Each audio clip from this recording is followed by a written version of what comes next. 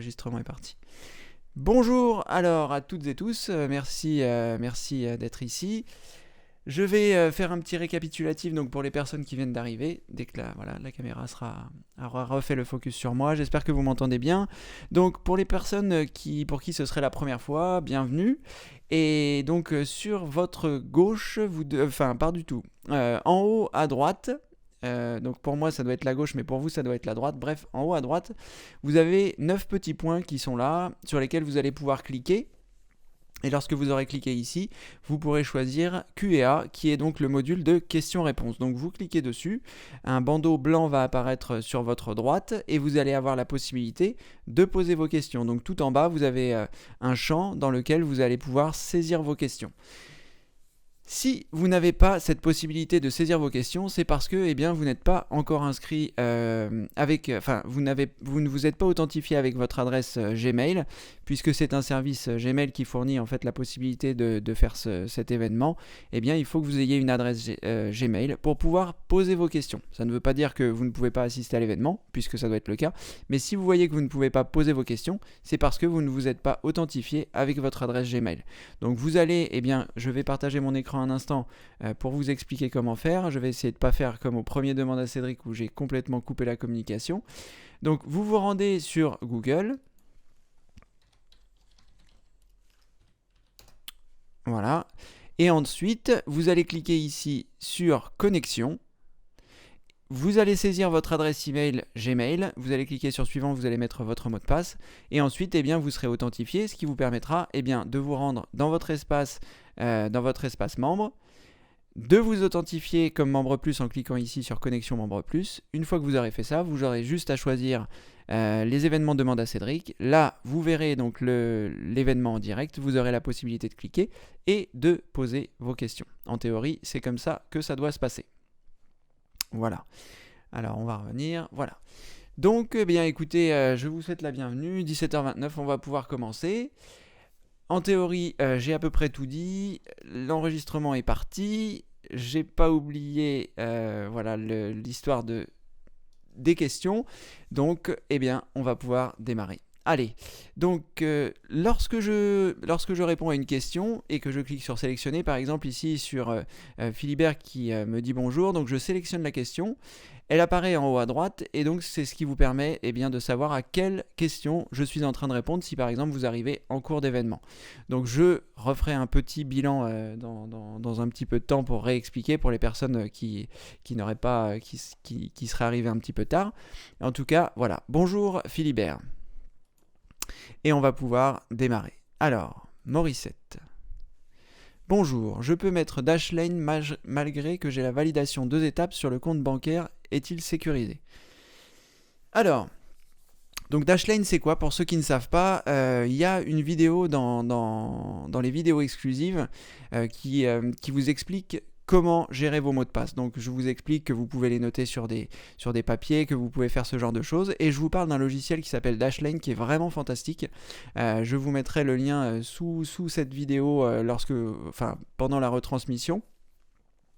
Et c'est vraiment un logiciel qui est fantastique qui va vous permettre de gérer vos mots de passe. Vous allez avoir la possibilité d'enregistrer vos mots de passe sur tous les sites que vous allez. Il va être capable de gérer vos mots de passe, il va être capable de créer des mots de passe, d'enregistrer vos mots de passe et de vous connecter automatiquement sans que vous ayez besoin à chaque fois de mémoriser vos mots de passe. J'ai énormément de mots de passe et moi j'ai eu beaucoup de mal à passer sur un logiciel parce que je me disais que c'était plus simple quand même de regarder à chaque fois dans mes mots de passe, de saisir les mots de passe et au final je me suis aperçu que je sais pas combien je saisis de mots de passe par jour, je dirais une cinquantaine, une centaine peut-être à force de me déconnecter de mes comptes pour mettre à jour et au final je me suis aperçu que ça me faisait gagner un temps incroyable donc je l'ai installé. J'ai un ami de chez Hardware Magazine et PC Update qui sont deux magazines qui traitent de l'informatique qui utilisent ce logiciel. Il m'a briefé un petit peu, j'ai essayé, j'ai trouvé ça super. Donc vraiment c'est un logiciel qui est vraiment très très bien pour gérer vos mots de passe. Après vous n'avez plus besoin de vous en soucier. Mais bon, si vous êtes membre plus, je vous invite à aller voir cette vidéo dans les vidéos exclusives, et c'est une vidéo qui s'appelle Comment gérer vos mots de passe. C'est très intéressant, allez-y. Donc pour répondre à la question de Morissette, qui oppose en fait l'utilisation de Dashlane avec la validation 2 étapes, la validation 2 étapes que ce soit pour les différents comptes, que ce soit Gmail, que ce soit Hotmail, que ce soit tous les comptes qui nécessitent une validation 2 étapes, ce sont deux choses très distinctes. La validation 2 étapes, eh bien, c'est tout simplement le fait que lorsque vous avez saisi votre identifiant et votre mot de passe pour accéder à un service, que ce soit Gmail ou autre, eh bien, vous allez recevoir un texto qui vous donne un code avec lequel vous allez donc pouvoir valider, ce qui est donc la deuxième étape. La première étape, la validation de la première étape étant de mettre votre identifiant et de mettre votre mot de passe, et la validation deuxième étape, c'est lorsque vous recevez ce texto et que vous allez le saisir quand on vous le demande. Donc c'est ça la validation 2 étapes, et en théorie, puisque personne ne peut avoir votre numéro de téléphone, c'est vraiment quelque chose qui est très sécurisé. Donc je parle dans le cours thématique sur Gmail de la validation 2 étapes. Si vous ne l'avez pas encore fait, je vous le conseille vivement. J'ai mis pas mal de temps aussi à l'utiliser, et maintenant que je l'utilise, je trouve que c'est indispensable, et j'ai tellement de choses rattachées à mon compte Gmail que ce serait la catastrophe si je me le faisais pirater. Donc la validation des étapes permet de ne pas se faire pirater son compte Gmail. Et donc pour répondre à votre question, Morissette, c'est deux choses distinctes. Moi, j'utilise la validation 2 étapes sur mon compte Gmail, et j'utilise Dashlane. Dashlane me permet de saisir automatiquement mes mots de passe et ce genre de choses. Mais en aucun cas, il est capable de faire une validation 2 étapes, c'est-à-dire il ne va pas pouvoir vous authentifier sur le site et saisir le code que vous aurez reçu par SMS. Donc c'est vraiment deux choses distinctes, et Dashlane est vraiment un très bon logiciel. Donc il y a deux versions de Dashlane, la version gratuite et la version payante. La version payante en fait vous permet de synchroniser vos mots de passe avec le site internet, et dès lors où vous allez réinstaller Dashlane sur un autre ordinateur et que vous allez mettre le mot de passe maître, ça vous permettra de synchroniser tous vos mots de passe d'un ordinateur à un autre. Mais avec la version gratuite, comme je l'ai montré dans une vidéo que j'ai fait récemment en vidéo exclusive, vous avez la possibilité d'exporter vos mots de passe pour les mettre sur un nouvel ordinateur. Donc vous n'êtes pas obligé de prendre la version payante, je crois que c'est $40 à l'année, donc vous n'êtes absolument pas obligé de la prendre, mais c'est vrai que c'est quelque chose qui est pratique si vous avez plusieurs ordinateurs, si vous avez un téléphone portable, si vous avez une tablette, si vous avez tout un ensemble de choses, et que vous utilisez ce logiciel pour gérer vos mots de passe, c'est vraiment quelque chose de fantastique. Voilà, j'espère que j'ai répondu à votre question, Morissette. Je vais prendre les questions dans l'ordre, et puis on verra bien un peu comment ça se passe. Je prendrai, si je vois qu'il y a beaucoup de questions, je prendrai des questions un petit peu dans un ordre aléatoire. Alors, Alex. Bonjour Cédric, j'ai beaucoup de coupures sur demande à Cédric. Je ne sais pas d'où ça vient, mais je pose tout de même ma question. Combo fixe fonctionne-t-il sous Windows 10 car il ne fonctionnait pas sous Windows 8.1 ? Alors, bonjour Alex, merci pour vos différentes interventions sur la communauté, c'est vraiment très sympa. Et donc pour répondre à votre question, alors les coupures sur demande à Cédric, ça peut venir de votre connexion internet. Je ne sais pas comment est votre connexion internet habituellement. Est-ce que vous rencontrez des difficultés lorsque vous regardez des vidéos sur YouTube ? Est-ce que vous avez également des saccades ? Est-ce que vous avez ce genre de choses ? Moi, ça peut aussi peut-être venir de ma connexion. Je ne pense pas. Si d'autres personnes ont ces problèmes, vous pouvez éventuellement vous manifester si vous avez aussi des coupures lors des événements demande à Cédric, parce que ça pourrait éventuellement venir de ma connexion qui n'est pas assez rapide pour envoyer, que vous receviez, c'est une chose, mais que moi j'envoie, c'en est une autre. En théorie, ma connexion permet donc un envoi sans souci, mais peut-être que ça peut venir de là. Si d'autres personnes rencontrent le problème, il faudrait vérifier. Ce que vous pouvez faire, c'est vous rendre dans les vidéos. Dans les vidéos normales, j'avais fait une vidéo pour expliquer comment tester votre connexion internet, et à ce moment-là, vous pourrez voir votre débit et si vous avez un débit suffisant ou pas. Donc ça peut venir de là. Je pense que ça peut éventuellement venir de votre ordinateur, mais il faudrait voir. Ce que vous pouvez faire, c'est en fonction de la version, il me semble que vous avez Windows 10. Je vais partager mon écran pour vous montrer ce que vous pouvez faire. Ça peut aussi venir de la puissance de votre ordinateur. Il y a peu de chance quand même, parce qu'aujourd'hui la plupart des ordinateurs sont capables de décoder les choses. Mais bon, alors attendez. Vous faites un clic droit dans la barre des tâches et vous choisissez gestionnaire de tâches. À cet endroit, vous allez avoir un certain nombre de choses qui apparaissent. Vous choisissez performance. une fois que vous avez choisi performance, vous choisissez processeur. Et là, vous verrez, si votre processeur est à 100% tout le temps, ça peut expliquer que vous ayez des saccades. Mais honnêtement, il y a plus beaucoup d'ordinateurs qui sont à 100% quand vous décodez une vidéo Full HD en théorie. Mais bon, on ne sait jamais. Donc vous pouvez regarder votre processeur, vous pouvez regarder si votre mémoire, si vous avez suffisamment de mémoire. Ici on s'aperçoit que j'ai 16 Go et qu'il y a 4 Go seulement qui sont utilisés, donc tout va bien. Vous pouvez également regarder donc, si votre disque est utilisé. Ce qui m'inquiète un peu, c'est que mon disque qui est censé enregistrer n'est pas utilisé. J'espère que tout va bien se passer. Et vous pouvez également donc regarder votre connexion internet. Mais ce n'est pas ce que j'avais indiqué dans la vidéo. C'était un logiciel qui s'appelle, pas du tout un logiciel, pardonnez-moi, un site internet qui s'appelle Speedtest et qui vous permet bien de tester la rapidité de votre connexion internet. Donc vous pouvez tester ça et voir si ça vient de là. Pour répondre à votre question sur ComboFix, je n'ai pas encore eu l'opportunité de le tester sur Windows 10. C'est vrai qu'il ne marchait pas sur Windows 8.1 alors qu'il fonctionnait sur Windows 8. Je ne sais pas si les personnes de chez ComboFix ont pu ont pu faire évoluer leur logiciel et savoir si ça fonctionne. Mais sur Windows 10, je ne sais pas, je ne saurais pas vous dire. Je vais le noter et je répondrai éventuellement à cette question plus tard. C'est vrai que ComboFix est un très bon logiciel pour nettoyer tous les parasites qu'on peut avoir sur son ordinateur. Si vous êtes sur Windows XP, sur Windows Vista, sur Windows 7, sur Windows 8, pas sur Windows 8.1, mais bon, il y a peu de chances que vous soyez sur Windows 8, puisqu'il faut faire les mises à jour et que la mise à jour de Windows 8.1 est un petit peu incontournable. Donc sur Windows XP, sur Windows Vista, sur Windows 7, ça fonctionne très bien. Et c'est vrai que sur Windows 8.1 et sur Windows 10, je ne sais pas, mais sur Windows 8.1, ça ne fonctionnait pas.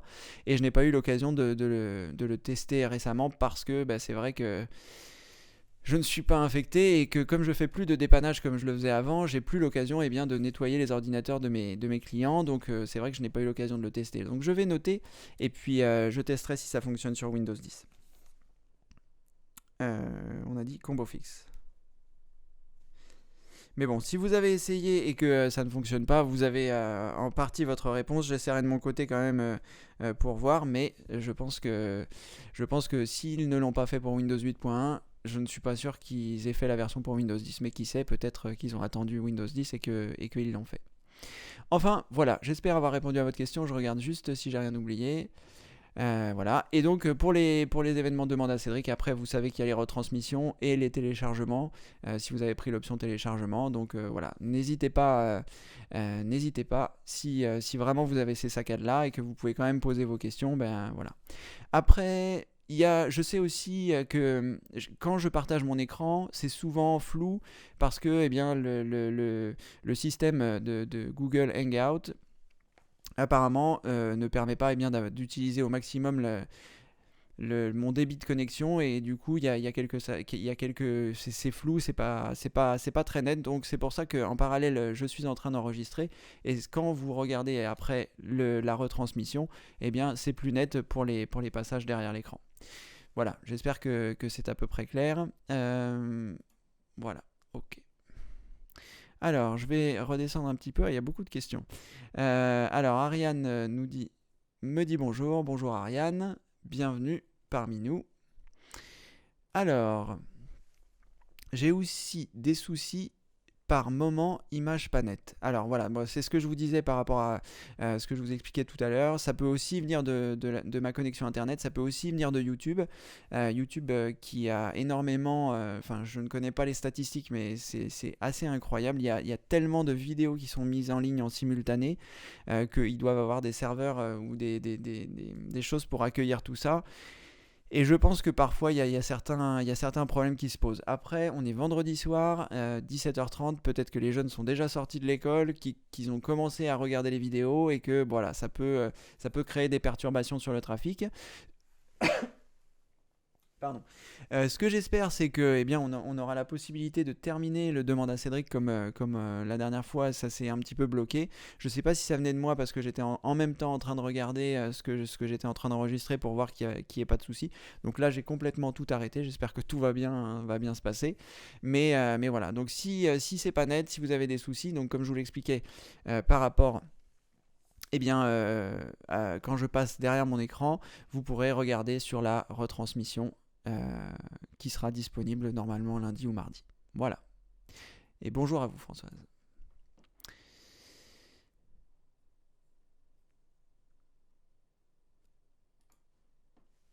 Alors, Philibert, l'image est vraiment brouillée par moment où elle devient fixe, sinon pas de coupure pour moi. Bah, ça c'est un peu des coupures, Philibert, si ça devient fixe, c'est un peu ce qu'on appelle une coupure. Bon, bah écoutez, voilà, je ne sais pas d'où ça vient, je ne sais pas si, voilà, si toutes les personnes qui participent ont une connexion qui est bonne, qui est moyenne. Vous avez la possibilité donc de tester votre connexion internet. Ne le faites pas forcément maintenant, mais je vais vous montrer. Je vais partager mon écran. J'avais fait une vidéo là-dessus, mais je vais vous remontrer rapidement. Je ne sais pas, je vais essayer avec Firefox. Donc, vous allez sur Google, vous tapez speed test. Voilà, vous appuyez sur Entrée. Le premier lien qui est ici, speedtest.net/fr. Vous faites attention qu'il n'y ait pas d'annonce quand vous allez sur Google pour ne pas cliquer sur un lien qui serait inapproprié. Et vous choisissez ici speedtest.net. Ah, il dit qu'il a besoin de Flash et je ne l'ai pas installé sur Firefox. Donc, je vais plutôt le faire avec Internet Explorer en espérant que ça va fonctionner. Donc, je vais sur Google. Voilà, je tape speed test, j'appuie sur entrée, je n'ai toujours pas de publicité, donc je clique sur speed test. Là, vous allez arriver donc sur l'interface de speed test et vous allez cliquer sur démarrer le test une fois qu'il aura chargé tous les éléments. Alors moi, c'est un petit peu lent parce que je suis en train d'enregistrer. Le fait d'enregistrer, ça prend beaucoup de mon débit descendant et du coup, voilà, ça pose des problèmes sur le téléchargement. Donc, une fois que vous êtes ici, vous cliquez sur rien d'autre que sur démarrer le test et ensuite vous allez avoir trois valeurs, le ping, le débit descendant et le débit montant. Et vous, ce qui va vous intéresser dans le test, c'est le débit du milieu qui vous permet de récupérer les informations. Donc si votre débit du milieu est supérieur, on va dire à 4, on va dire 8 pour être tranquille, ça ne vient pas du tout de votre connexion internet et ça vient soit donc de YouTube qui a du mal à... Pardon, je ferme tout ça. Donc soit ça vient de YouTube qui a du mal à gérer tous les utilisateurs et tout le trafic qui peut être éventuellement généré maintenant, ou alors ça peut aussi venir de ma connexion internet. Voilà. Allez, je vais pas trop m'éterniser là-dessus et on va passer à autre chose. Alors, Albert. Bonjour Albert. Bonjour à tous et bonjour Cédric. J'ai un problème d'imprimante. Plusieurs membres ont essayé de m'aider. Je leur dis merci. Je suis sur Windows 7. Mon imprimante HP 1 n'a plus de pilote au démarrage. Alors, ça, Albert, on avait vu ça. Donc, Alex et Sébastien ont commencé à vous aider sur la communauté. Et je vais vous montrer un petit peu comment ça se passe. J'ai l'impression qu'il n'y avait pas de souci, que j'ai pu trouver le pilote. Donc, je vais vous montrer comment ça se passe. Je vais à nouveau partager mon écran. Celui-ci. Je vais me rendre directement dans la communauté, ce qui va permettre de voir aux personnes qui ne sont pas encore inscrits que vous pouvez rejoindre la communauté pour poser vos questions et on a la possibilité aussi de partager. Si vous connaissez les réponses, vous n'hésitez pas à vous les donner dans la communauté. Ça se passe sur Facebook pour l'instant et il est fort possible qu'il y ait un forum qui soit créé parce que je pense que la demande va être de plus en plus importante et que du coup, ça risque de créer beaucoup de questions. Donc le fait de passer sur un forum, je pense que ce sera plus adéquat. Donc vous connectez en tant que membre plus. Donc j'étais un petit peu vite, mais vous voyez, lorsque vous étiez sur l'accueil, vous avez cliqué sur connexion membre plus. Et vous pouvez aussi vous connecter directement à partir de menu en haut, se connecter. Et lorsque vous arrivez ici, vous allez pouvoir cliquer pour rejoindre le groupe de la communauté Formation Informatique avec Cédric. Donc je clique ici. Alors, comme je ne suis pas enregistré sur Facebook, je vais passer avec un compte. Je vais passer avec mon Google. Je vais me rendre sur Facebook. Voilà. En théorie, ça devrait passer. Je vais me rendre sur FIAC et je vais essayer donc de retrouver ce dont on avait parlé avec Albert, Alexandra et Sébastien concernant... voilà, vous voyez comme c'est un petit peu, comme il y a un peu beaucoup de gens qui participent, du coup, c'est plus toujours facile de retrouver les choses. Donc voilà, c'est ici Albert qui nous faisait part donc de son problème avec son imprimante et donc afficher les autres commentaires. Alexandra avait trouvé un lien. Donc Albert, ce que vous pouvez faire, vous repartez du lien d'Alexandra. Donc en cliquant sur afficher tous les commentaires, vous cliquez ici.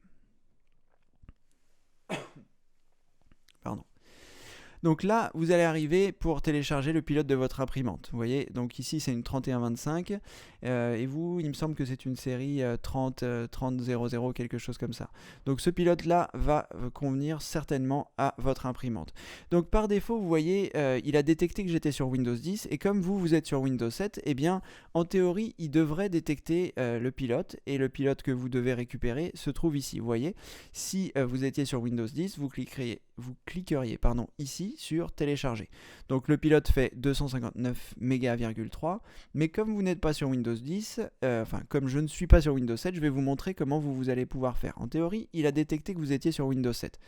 Donc je clique sur modifier et je vais choisir mon système d'exploitation. Enfin, je vais choisir le vôtre. Donc je choisis ici Windows 7 et je choisis mettre à jour. Et là, eh bien, vous voyez, il m'a fait apparaître un autre pilote. Pourquoi? Et je vous ai parlé de la taille tout à l'heure, de 153 mégas. Eh bien, tout simplement pour vous dire que vous voyez, il a changé. Ce n'est plus le même... Non, merci. Ce n'est plus le même pilote qui est ici, puisque celui-ci fait 290 mégas et non pas 253 comme pour Windows 10. Donc c'est bien certainement le pilote pour Windows 7. Donc il vous suffit de cliquer ici sur télécharger. Il va se récupérer sur votre ordinateur. Et là, eh bien, vous aurez les logiciels et pilotes complets pour votre imprimante. Donc HP PhotoSmart C3100, C4100, etc., etc. Donc ici, en théorie, si vous suivez ces manipulations, vous devriez récupérer les bons pilotes. Une fois que vous avez récupéré le fichier, vous cliquez 2 fois dessus et il devrait s'installer pour installer les pilotes de votre imprimante. Voilà, j'espère que c'est assez clair. Si j'ai été un petit peu vite, vous aurez la possibilité de re-regarder les manipulations dans la retransmission qui sera en théorie disponible mardi. Voilà Albert, j'espère que voilà, ce que je vous ai dit vous permettra de retrouver vos pilotes. Et un grand merci à Alex et Sébastien qui ont participé donc sur la communauté à résoudre le problème d'Albert. Merci à vous. Alors, Marcel. Bonjour Cédric, combo fixe ne fonctionne pas sur Windows 10. Alors merci Marcel, je ne sais pas si c'est une question ou une affirmation, comme il n'y a pas de point d'interrogation, on va partir sur une exclamation. Donc voilà, Alex, vous avez certainement votre réponse. Combo fixe ne fonctionne pas sur Windows 10. Peut-être qu'ils feront une version, je suis surpris qu'ils n'en aient pas fait pour Windows 8. Peut-être ils en feront une sur Windows 10 puisque c'est censé être la dernière version du système d'exploitation de Microsoft, donc on verra bien. En tout cas, merci Marcel pour cette précision. Je vérifierai quand même, juste moi par acquis de conscience pour être sûr, mais en tout cas, merci pour cette précision. Jean-Yves, bonsoir, merci d'être avec nous. J'espère que tout va se dérouler correctement. Bon, ça va, il n'y a pas encore trop de questions. Je vais prendre une question de Jackie. Jackie, bonsoir.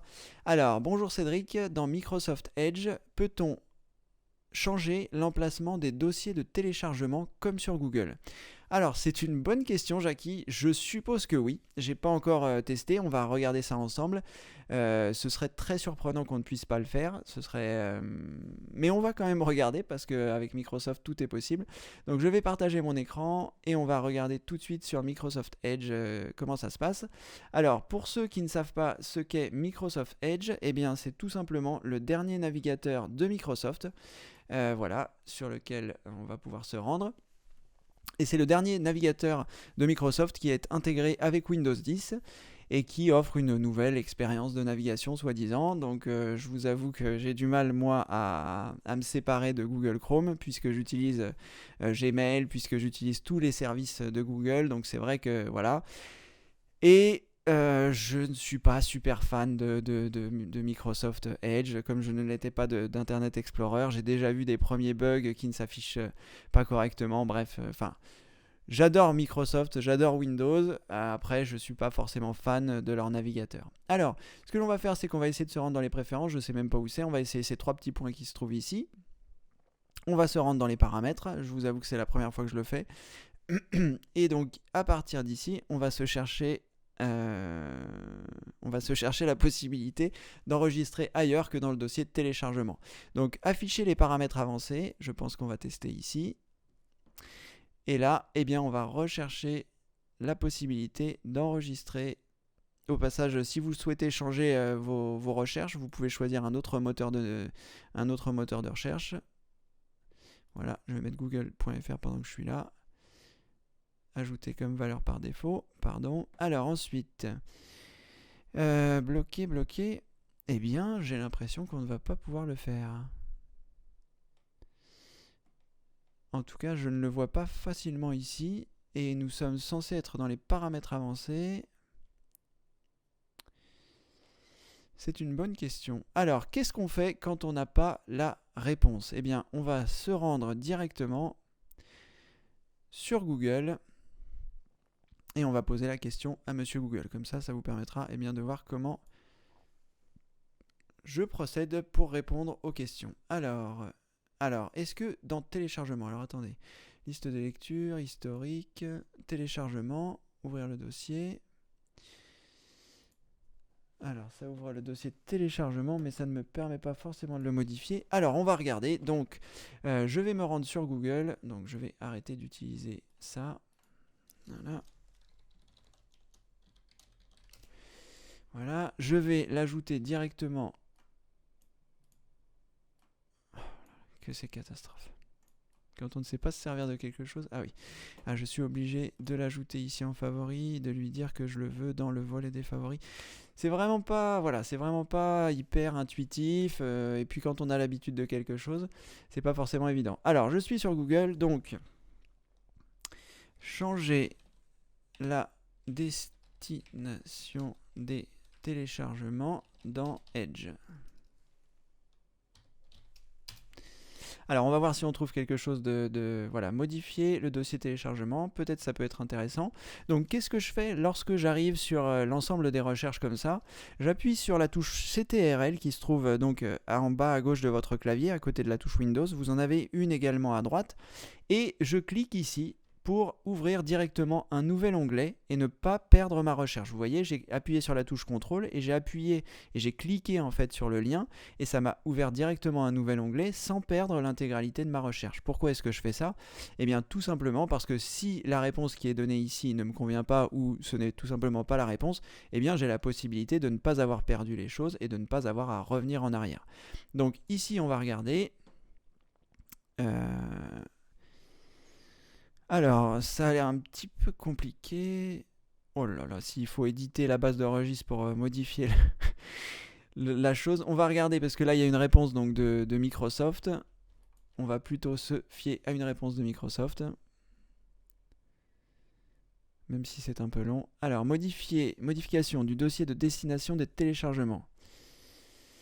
Est-ce que quelqu'un... Oh là là, bon d'accord. Donc, apparemment, pas simple, il faut modifier la base de registre. Donc... je vais pas forcément faire les modifications ici, mais en tout cas c'est tout ça pour vous dire que ça va pas être forcément très simple de réaliser cette manipulation. Donc ce que vous pouvez faire, c'est faire ce que j'ai fait, c'est-à-dire faire une recherche sur changer la destination des téléchargements dans Edge et ensuite cliquer ici sur la modification de la réponse de Microsoft sur answer.microsoft.com. Vous allez arriver ici et vous pouvez donc suivre ce qui est ici. Donc vous pouvez faire Windows R, donc vous restez appuyé sur la touche Windows et vous appuyez sur la touche R de votre clavier, ce qui va vous permettre eh bien, de faire apparaître la commande exécuter sur laquelle vous allez pouvoir taper regedit pour éditer votre base de registre. Une fois que vous avez tapé votre commande, vous appuyez sur OK et vous allez donc arriver sur votre base de registre qui est ici. Et ensuite, eh bien, il faudra suivre les choses qui sont indiquées ici. Donc, HK Current User. Donc, il faut trouver donc HK Current User. Ensuite, il faut aller dans Software. Ensuite, il faut aller dans Class. Bref, je ne vais pas faire toutes les manipulations. Vous voyez le principe, il faut suivre un petit peu ce qui est indiqué. Mais ça prouve une fois de plus que c'est pas forcément toujours facile de faire les choses avec Microsoft. Voilà, j'espère que ça aura en partie répondu à votre question. C'est vraiment pas très satisfaisant parce que c'est vrai que...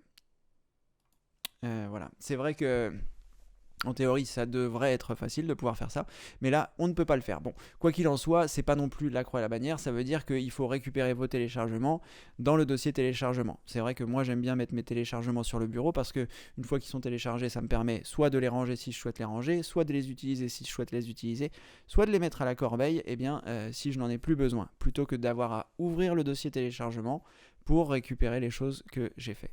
Et puis, quand on ne sait pas après où c'est, le dossier téléchargement a tendance à se remplir et c'est vraiment pénible.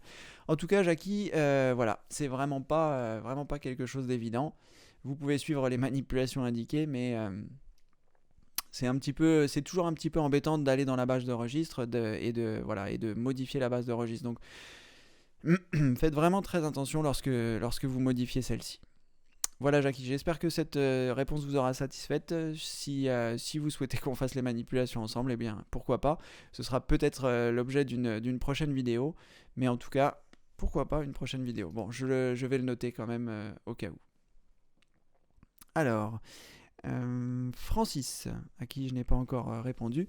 Bonsoir Cédric, j'ai un Vista qui déconne, un disque dur 500, 2 partitions, une de 9 Go en RAW, l'autre en NTFS avec le système et mes fichiers. Comment mettre un nouveau Vista sur le 9 sans bouger mes fichiers? J'ai le CD Vista. Alors, je ne suis pas sûr que ce soit vraiment facile. Je vais réfléchir à ce que je ferais si j'étais vous. Alors, je vais relire votre question déjà pour être sûr que j'ai tout bien compris. Alors, j'ai un Vista qui déconne. Donc ça, d'accord. Sur quelle partition est votre Vista? J'imagine qu'il n'est pas sur la partition de 9 Go puisque un Windows Vista installé, ça fait plus que 9 Go, je crois me souvenir.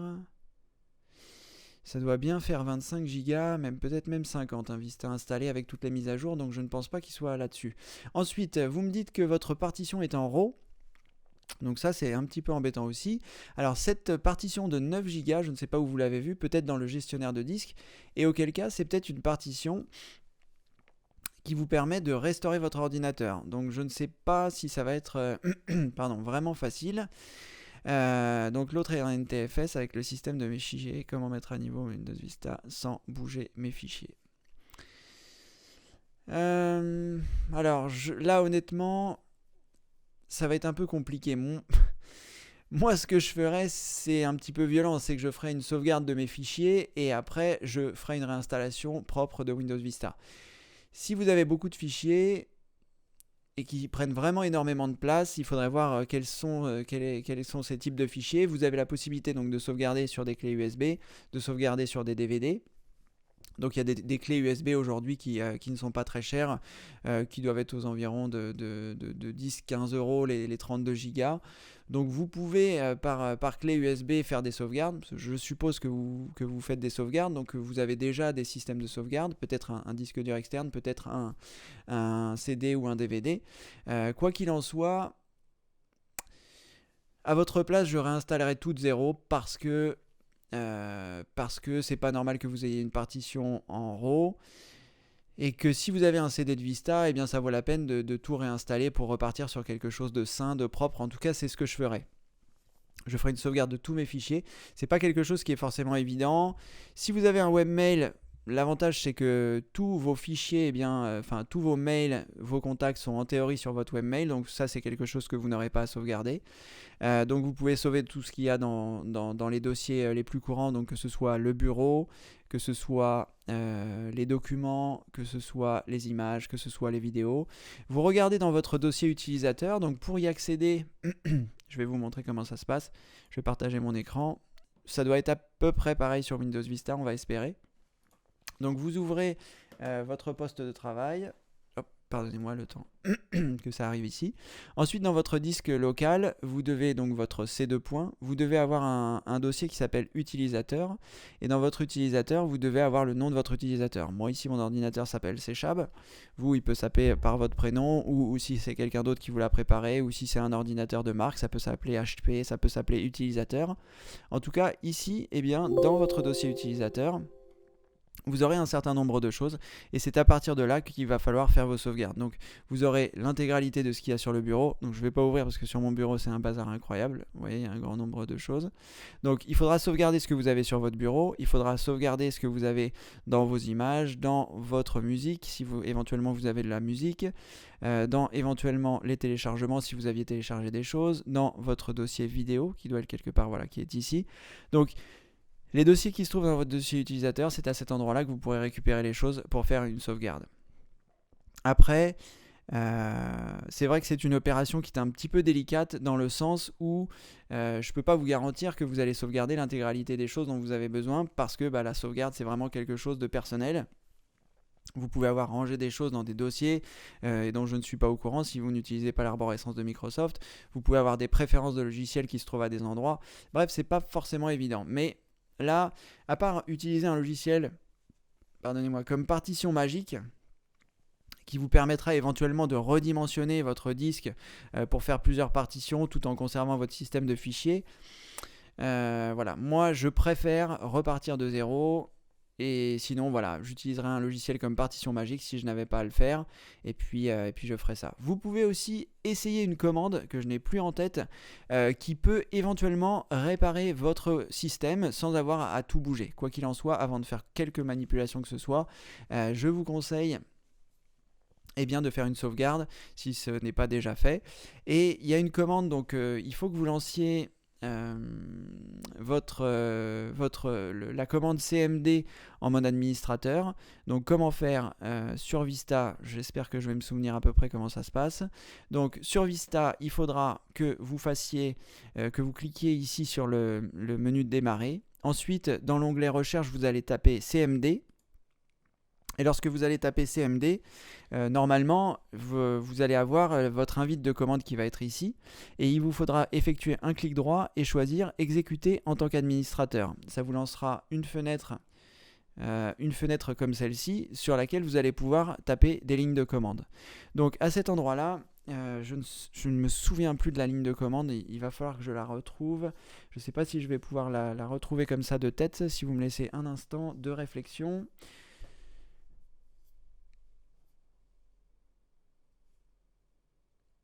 Non, ça ne va pas me revenir facilement. Je vais chercher rapidement sur Google, voir s'il y a une commande réparer mon système Vista. Commande. Alors, est-ce que je vais vérifier et réparer les fichiers système de Vista? Est-ce que ça... Je vais trouver la commande rapidement. Exécuter en tant qu'administrateur, SFC. Alors, vous pouvez taper ça parce qu'il me semble que c'est cette commande-là, SFC. Bon, je ne sais plus. Alors, l'analyse du système selon ça peut durer. Ordinateur, lancement, si vous obtenez le message.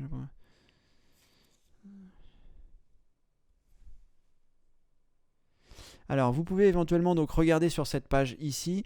Donc, vous allez dans Google, vous tapez réparer mon système Vista commande. Et donc, le premier lien qui va apparaître ici. Ah, voilà, ça y est, j'ai trouvé, je me rappelle. C'est SFC, la commande que vous devez taper. C'est SFC /scan now. Voilà, c'est cette commande-là que vous devez taper. Vous faites ce que je vous ai dit tout à l'heure, donc vous cliquez sur le menu démarrer, vous tapez dans l'onglet recherche CMD, vous faites un clic droit, vous choisissez exécuter en tant qu'administrateur. C'est très important de faire ça, sinon il ne vous laissera pas effectuer cette commande. Et une fois que vous avez fini, vous tapez SFC espace /scan now. Il me semble qu'il y a 2 N. Je ne vais pas lancer la commande parce que sinon ça va analyser mon système et j'ai pas envie que ça le fasse tout de suite. Vous imaginez bien. Mais en tout cas, vous pouvez le faire. Et s'il trouve des irrégularités dans votre système, dans les fichiers système, eh bien, il va les réparer. Et ça vous permet peut-être de ne pas avoir à réinstaller votre Windows Vista. Mais c'est vrai que quand ça commence à ne plus fonctionner correctement, moi je ne me pose pas trop la question, je réinstalle pour ne pas avoir un système qui déconne. Voilà, Francis, j'espère que ces informations vous auront aidé. C'est vrai que c'est un petit peu complexe. Votre question est un petit peu complexe, pardon. C'est pas forcément facile d'y répondre rapidement. Après, voilà, la réinstallation pour moi c'est ce qu'il y a de mieux. Mais c'est vrai qu'on peut perdre des choses si on a oublié un certain nombre de sauvegardes. Voilà, Francis, merci pour votre question. Voilà, beaucoup de questions. Alors voilà, bon, Francis, le mieux c'est de réinstaller. Voilà, moi c'est mon opinion. La réparation, ça peut être bien dans certains cas, mais si ça commence vraiment à ne plus fonctionner correctement, la réinstallation c'est souvent le mieux à faire. C'est comme si vous redémarriez de zéro, c'est le mieux. Voilà. N'oubliez pas de faire des sauvegardes, c'est aussi important.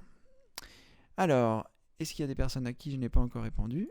Ariane, comment envoyer un lien par courrier électronique quand on est sur Chrome?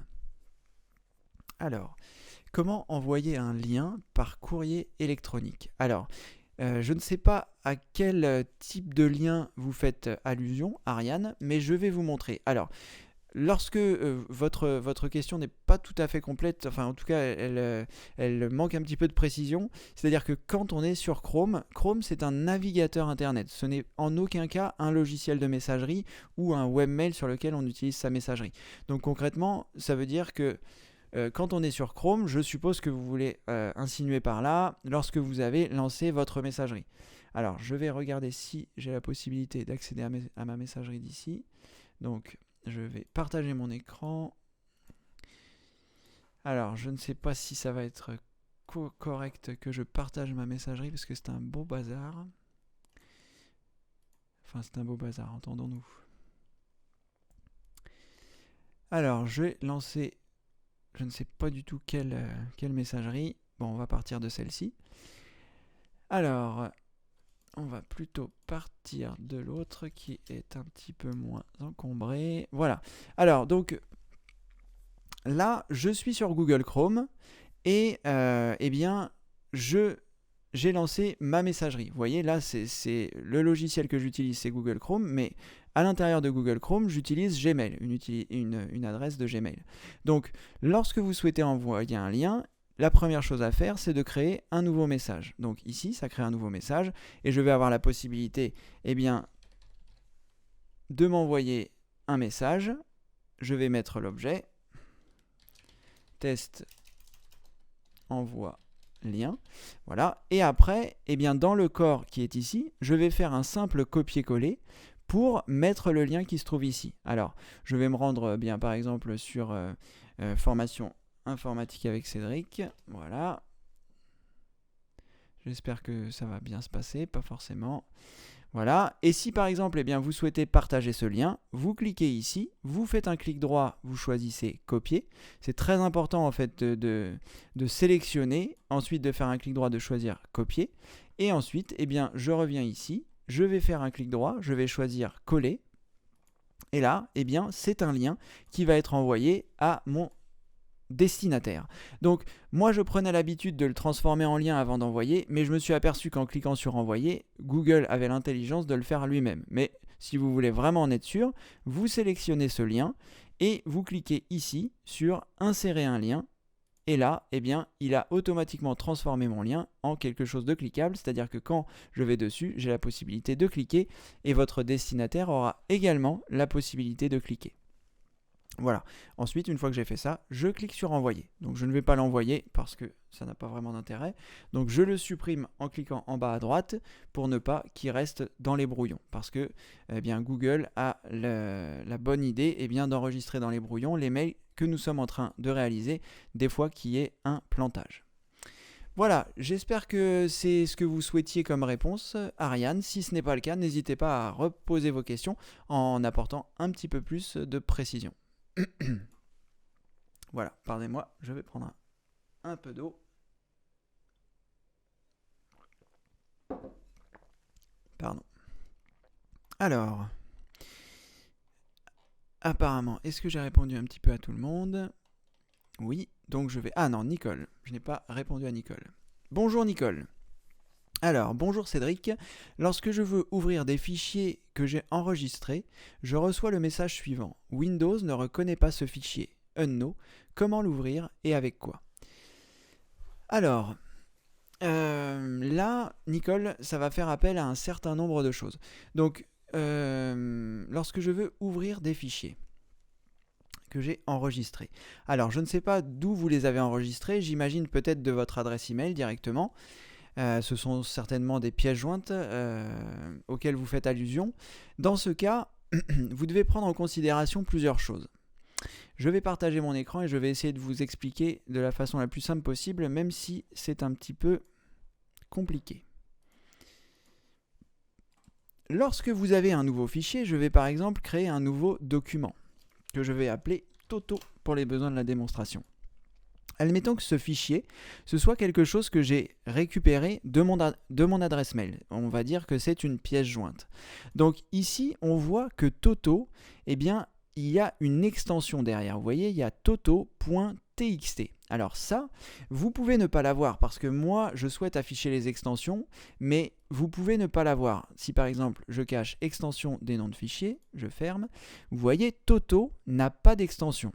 Et pourtant, il en a une parce que tous les fichiers Windows ont une extension. Et s'ils n'en ont pas, eh bien, le logiciel n'est pas capable de savoir avec quoi il va les ouvrir. Par exemple, vous voyez ici, Toto n'a pas d'extension. Pourtant, elle est là puisqu'elle est masquée. Je viens de la masquer.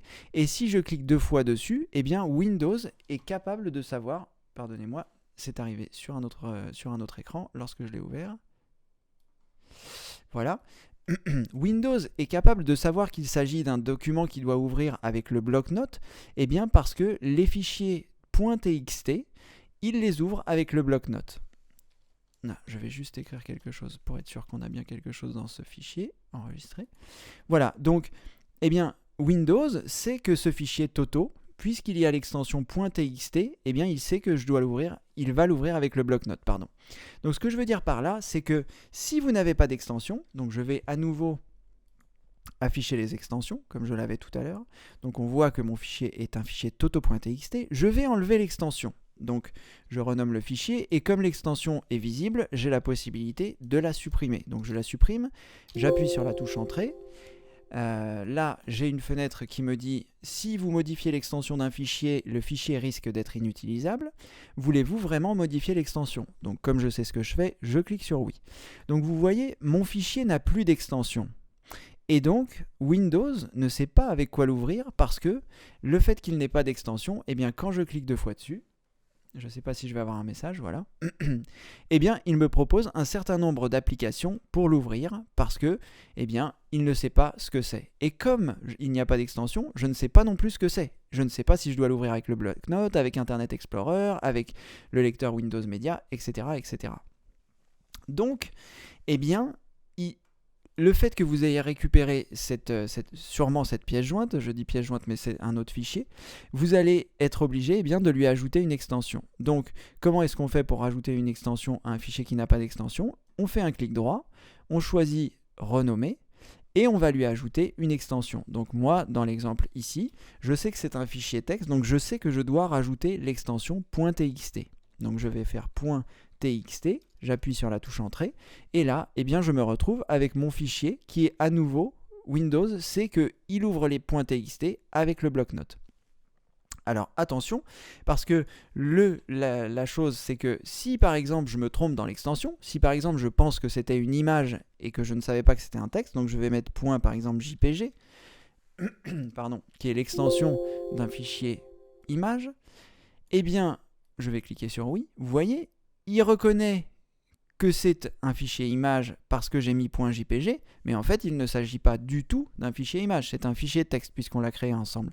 Et là si je clique 2 fois dessus, eh bien il ne va rien m'ouvrir puisque, eh bien tout simplement, il semble que nous ne puissions pas prendre en charge ce format de fichier. Parce que ce n'est pas parce que j'ai rajouté l'extension .jpg que c'était forcément un fichier image.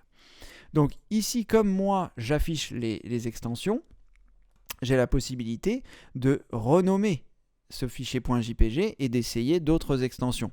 Mais si votre Windows n'affiche pas les extensions, eh bien vous vous retrouvez avec un fichier Toto qui est censé être un fichier image parce que vous avez rajouté l'extension .jpg et qui en fait n'est pas du tout un fichier image. Donc il va vous falloir essayer d'autres formats de fichiers. Donc si si ici, eh bien, vous n'avez pas d'extension et que vous avez malgré tout la possibilité, vous voyez quelque chose qui apparaît ici, ça veut dire que vos extensions sont masquées.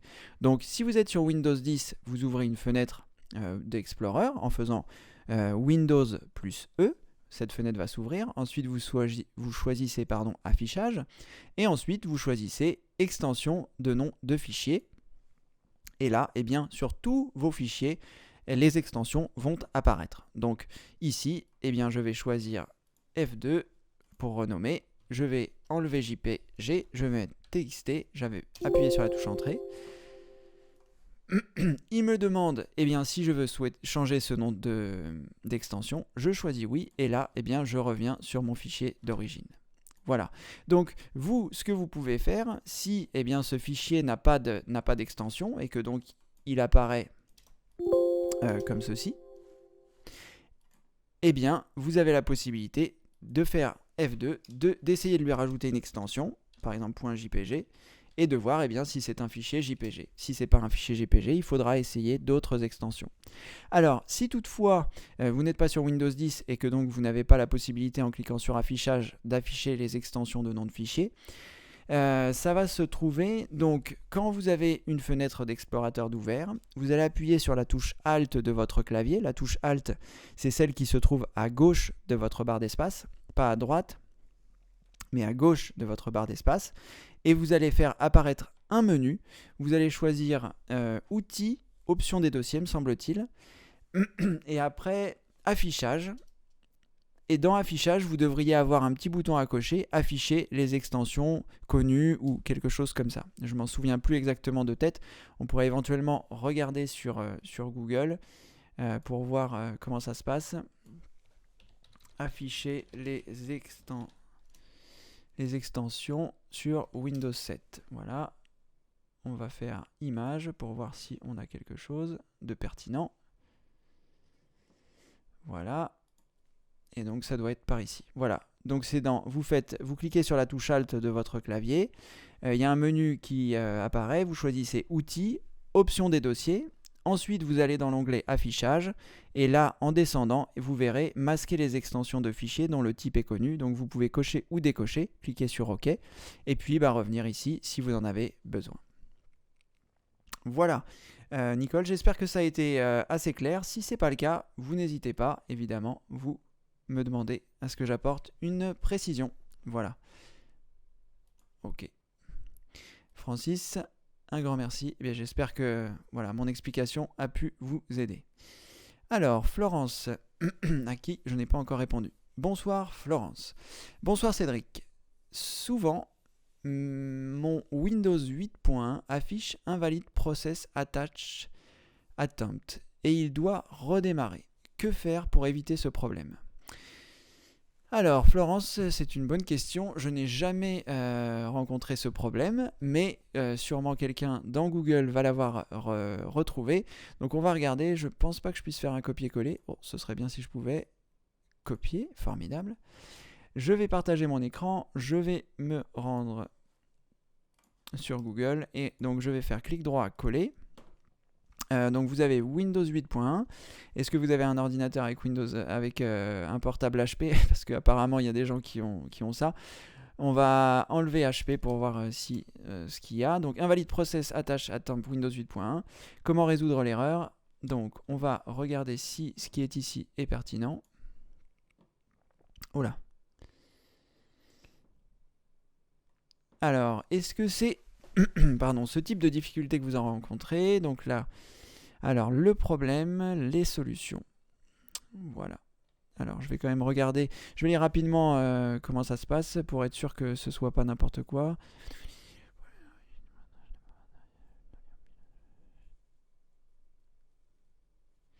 Alors, donc, ce qui est indiqué sur le site, c'est que, donc pour son exemple à lui, sur le Toshiba, c'est plus un problème de driver et non pas un problème matériel. Parce que peut-être que ça pourrait aussi venir d'un problème matériel. Donc soit c'est matériel, soit c'est logiciel. Si c'est logiciel, c'est pas très grave, il y a sûrement des mises à jour qui ont été faites. Si c'est matériel, c'est un peu plus embêtant, ça veut dire qu'il peut y avoir un matériel qui est endommagé. Je ne sais pas c'est à lire rapidement. Je vais continuer.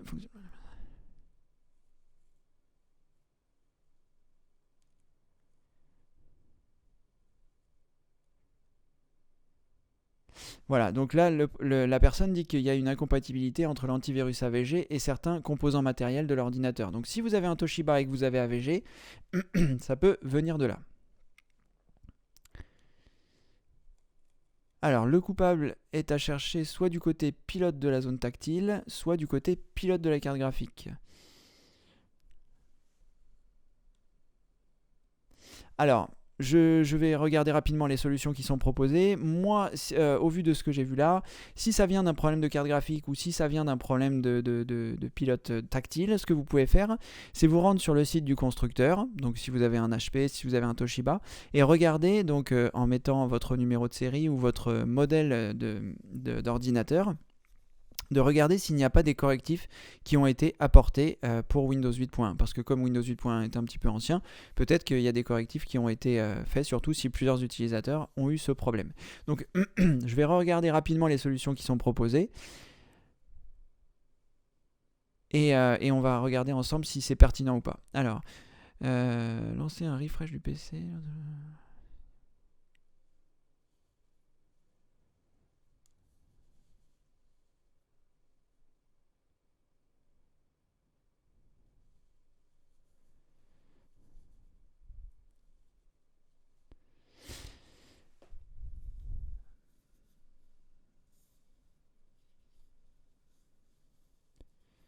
Alors, solution numéro 3, est-ce que j'ai appliqué désinstaller Windows 8 et installer Ubuntu.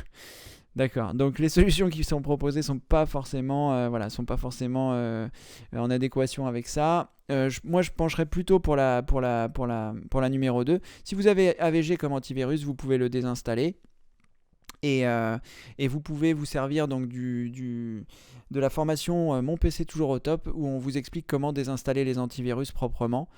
Voilà. Et pour redémarrer en mode sans échec sur Windows 8, il vous faut, j'espère que vous avez la possibilité de démarrer. Dans ce cas-là, vous avez la possibilité de faire Windows R pour afficher donc la commande exécuter. À cet endroit, vous allez taper msconfig. J'espère que ça existe toujours sur Windows 10, apparemment oui, parfait.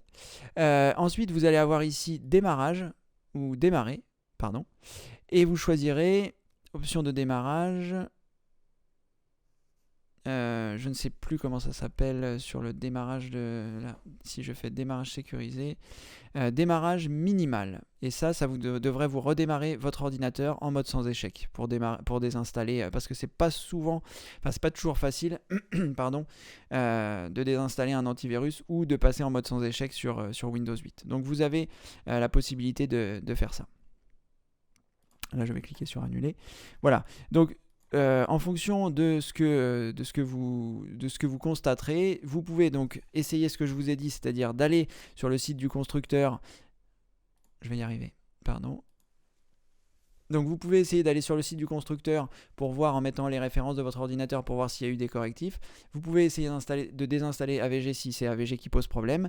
Et j'espère que voilà, ce sera un problème plutôt logiciel que matériel, mais apparemment vous voyez il y a un certain nombre de choses. Vous pouvez aussi, là moi j'ai regardé que sur le premier site, vous pouvez éventuellement regarder sur d'autres sites. Essayez déjà ces premières choses pour voir si ça corrige votre problème. Vous pouvez aussi essayer ce que j'ai indiqué à Francis tout à l'heure, à savoir donc de lancer la commande en mode administrateur et d'essayer la commande sfc/scannow pour qu'il analyse les fichiers de votre système et voir s'il peut réparer un certain nombre de choses. Voilà, essayez ça dans cet ordre-là. Moi, la première chose que je ferai, c'est que j'irai sur le site du constructeur pour voir s'il y a eu des correctifs. Parce que voilà, apparemment vous n'êtes pas la première à rencontrer ce problème. Voilà Florence, j'espère que ces premières pistes vous auront permis d'avancer dans la résolution de votre problème.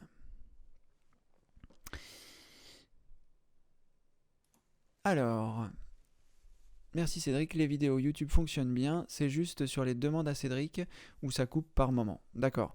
Donc si les vidéos YouTube fonctionnent bien, voilà, ça peut venir d'un trafic qui se passe en ce moment ou voilà, du système Hangout qui n'est pas 100% opérationnel puisque c'est du direct. Voilà. Bon, c'est vrai que c'est un peu embêtant, mais en même temps, c'est quand même bien qu'on puisse le faire.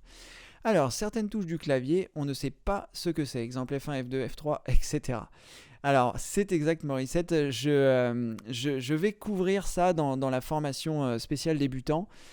Je vais quand même vous donner quelques pistes. Donc, les touches du clavier qui se trouvent en haut, qui sont ce que l'on appelle donc les touches de fonction, de F1 à F12, vont avoir certaines caractéristiques.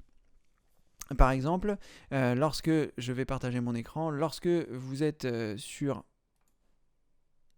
le bureau de Windows et que vous allez taper F1, pardon, eh bien, il y a une aide qui va apparaître. De même que quand vous êtes sur un logiciel et que vous appuyez sur F1, eh bien, il y a l'aide qui va apparaître. F2, c'est plutôt pour renommer. Lorsque vous êtes sur un fichier et que vous allez appuyer sur F2, vous voyez, automatiquement, il va me faire comme si j'avais fait un clic droit et que j'avais choisi renommer. Alors là, je vais fermer mon navigateur, je ne sais pas pourquoi. Voilà. Donc, si je clique sur un fichier et que j'appuie sur F2, eh bien, c'est comme si j'avais effectué un clic droit et que j'avais choisi renommer. Donc, c'est beaucoup plus simple de sélectionner le fichier et de faire F2 que de faire un clic droit et de chercher renommer et de nommer son fichier. F3, je ne sais plus ce que ça fait F3. Je ne sais plus ce que fait F3. F4, je ne sais pas non plus. Il y a certaines touches de fonction qui ne fonctionnent pas. Les touches que j'utilise beaucoup, c'est F2 donc pour renommer les fichiers et F5 qui permet de rafraîchir. C'est-à-dire que lorsque vous êtes sur une page et que vous voulez rafraîchir le contenu de cette même page, eh bien vous appuyez sur F5 et ça va recharger la page. Donc c'est l'équivalent de ici actualiser. Vous voyez, actualiser entre parenthèses F5. Donc ça permet d'actualiser la page. Lorsque vous êtes sur une page d'information, j'en sais rien moi, Le Monde, vous cliquez ici, et si par exemple il y a une information en temps réel, notamment pendant les événements voilà, des attentats, eh bien vous pouviez appuyer sur la touche F5 pour rafraîchir le contenu et voir si des nouvelles informations étaient arrivées. Donc cette touche F5, voilà, elle sert essentiellement à ça, et moi je m'en sers beaucoup bien, pour rafraîchir les pages que j'utilise. Voilà. Après, pour ce qui est des autres touches de fonction, je ne m'en sers pas beaucoup. Je suis en train de regarder. Essentiellement, j'utilise F2 et essentiellement, j'utilise F5. Les autres, je ne les utilise pas. La touche F1 pour accéder à l'aide, je ne m'en sers pas. Donc, voilà. F2 et F5 essentiellement. Et certains programmes ont la possibilité d'utiliser ces touches de fonction, mais pour cela, il faudra connaître les raccourcis du programme en question.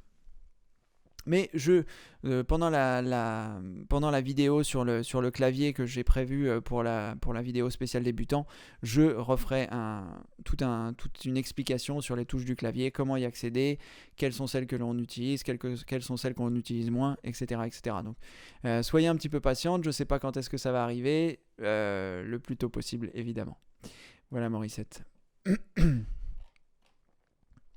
Alors, Philibert, est-ce que j'avais répondu à une question de Philibert? J'en suis pas sûr, je vais prendre une question. Alors, que pensez-vous des logiciels de défragmentation du registre? Améliorent-ils réellement les performances?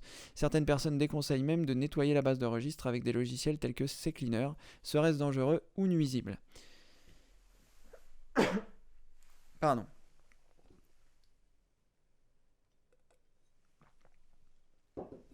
Alors, comme je vous l'indiquais tout à l'heure, la base de registre, c'est vraiment quelque chose auquel il faut faire attention. Parce que c'est là que sont stockées un grand nombre d'informations et que si on supprime certaines choses du registre, notre PC peut ne plus fonctionner. Donc c'est pour ça que, en effet, certaines personnes peuvent déconseiller soit de nettoyer la base de registre, soit d'utiliser des défragmenteurs de base de registre. Pardon. Alors, le nettoyage de la base de registre, c'est pas quelque chose que je fais fréquemment. Je le faisais sur l'ordinateur de mes clients et sur toutes les choses que j'ai fait, je le faisais assez souvent parce que CCleaner, c'est quelque chose que j'utilisais que j'utilisais énormément pour nettoyer les fichiers, pour nettoyer la base de registre. Parce que la base de registre, au fil du temps qu'on utilise son ordinateur, si on le réinstalle tous les ans, on peut ne pas nettoyer sa base de registre. Mais si on installe beaucoup de choses, ça fait très longtemps qu'on a son ordinateur, etc., la base de registre va s'être chargée d'un grand nombre de choses et il est parfois intéressant de la nettoyer, tout simplement pour accélérer un petit peu le démarrage de votre ordinateur. Je n'effectue pas des défragmentations de la base de registre. C'est pas quelque chose que je pensais à faire et je ne suis pas sûr que ça apporte des performances incroyables. Donc c'est pas quelque chose que je faisais. J'utilisais essentiellement CCleaner pour faire le nettoyage de la base de registre. Et sur l'ensemble des choses que j'ai faites, il y a une seule fois où ça a planté l'ordinateur. C'est-à-dire que voilà, l'ordinateur n'a plus redémarré. Mais c'était un petit peu de ma faute parce que j'avais fait un nettoyage de la base de registre en mode sans échec, ce qu'il faut absolument pas faire. Je l'ai appris à mes dépens ce jour-là. Pas vraiment à mes dépens parce que j'avais fait une sauvegarde intégrale du PC du client, donc j'ai réintégré cette sauvegarde intégrale, il n'y a pas eu de bobo, tout s'est bien passé, mais en tout cas c'est vrai que voilà, si j'avais pas fait cette sauvegarde, le client aurait tout perdu. C'est pour ça que je vous encourage tout le temps à faire des sauvegardes. Et bien parce qu'on n'est jamais à l'abri quand on va faire des manipulations sur la base de registre ou quand on va faire des essais ou quand on va faire ce genre de choses. On n'est jamais à l'abri que le PC plante et ne redémarre plus du tout et qu'il faille réinstaller. Donc soyez vigilants avec la base de registre. Moi, les défragmenteurs de base de registre, je ne pense pas que ce soit vraiment quelque chose d'utile. Et pour ce qui est d'utiliser CCleaner, voilà, c'est quelque chose que je faisais beaucoup. C'est quelque chose que je fais très peu sur mes ordinateurs parce que je fais très peu d'opérations de maintenance. Je fais très attention à tout ce que je fais. Donc, je ne fais peu d'opérations de maintenance. J'ai un SSD, donc c'est toujours très rapide, tout se passe bien. Donc tant que ça ne se passe pas mal, voilà, je ne fais pas ce genre de choses. Personnellement, je vous déconseillerais les défragmenteurs de base de registre parce que je vois pas l'optimisation que ça peut apporter à ce point-là. Et le nettoyage de la base de registre, je vous le conseille parce que c'est vrai que ça peut nettoyer un certain nombre de choses. Dans la formation Mon PC toujours au top, il y a une vidéo qui vous explique comment utiliser CCleaner. Donc n'hésitez pas à la consulter. Et surtout, n'utilisez pas le mode sans échec, le nettoyage de la base de registre en mode sans échec. Voilà Philibert, j'espère que chaque personne va avoir, si vous voulez, il y a des écoles pour tout, chaque personne va vous dire il faut faire ci, il faut faire ça. C'est aussi l'école de l'expérience. Moi personnellement, c'est pas quelque chose que je ferais, la défragmentation de la base de registre, parce que je vois pas qu'est-ce que ça peut m'apporter. Voilà. Mais je ne suis pas non plus un spécialiste de la défragmentation de la base de registre.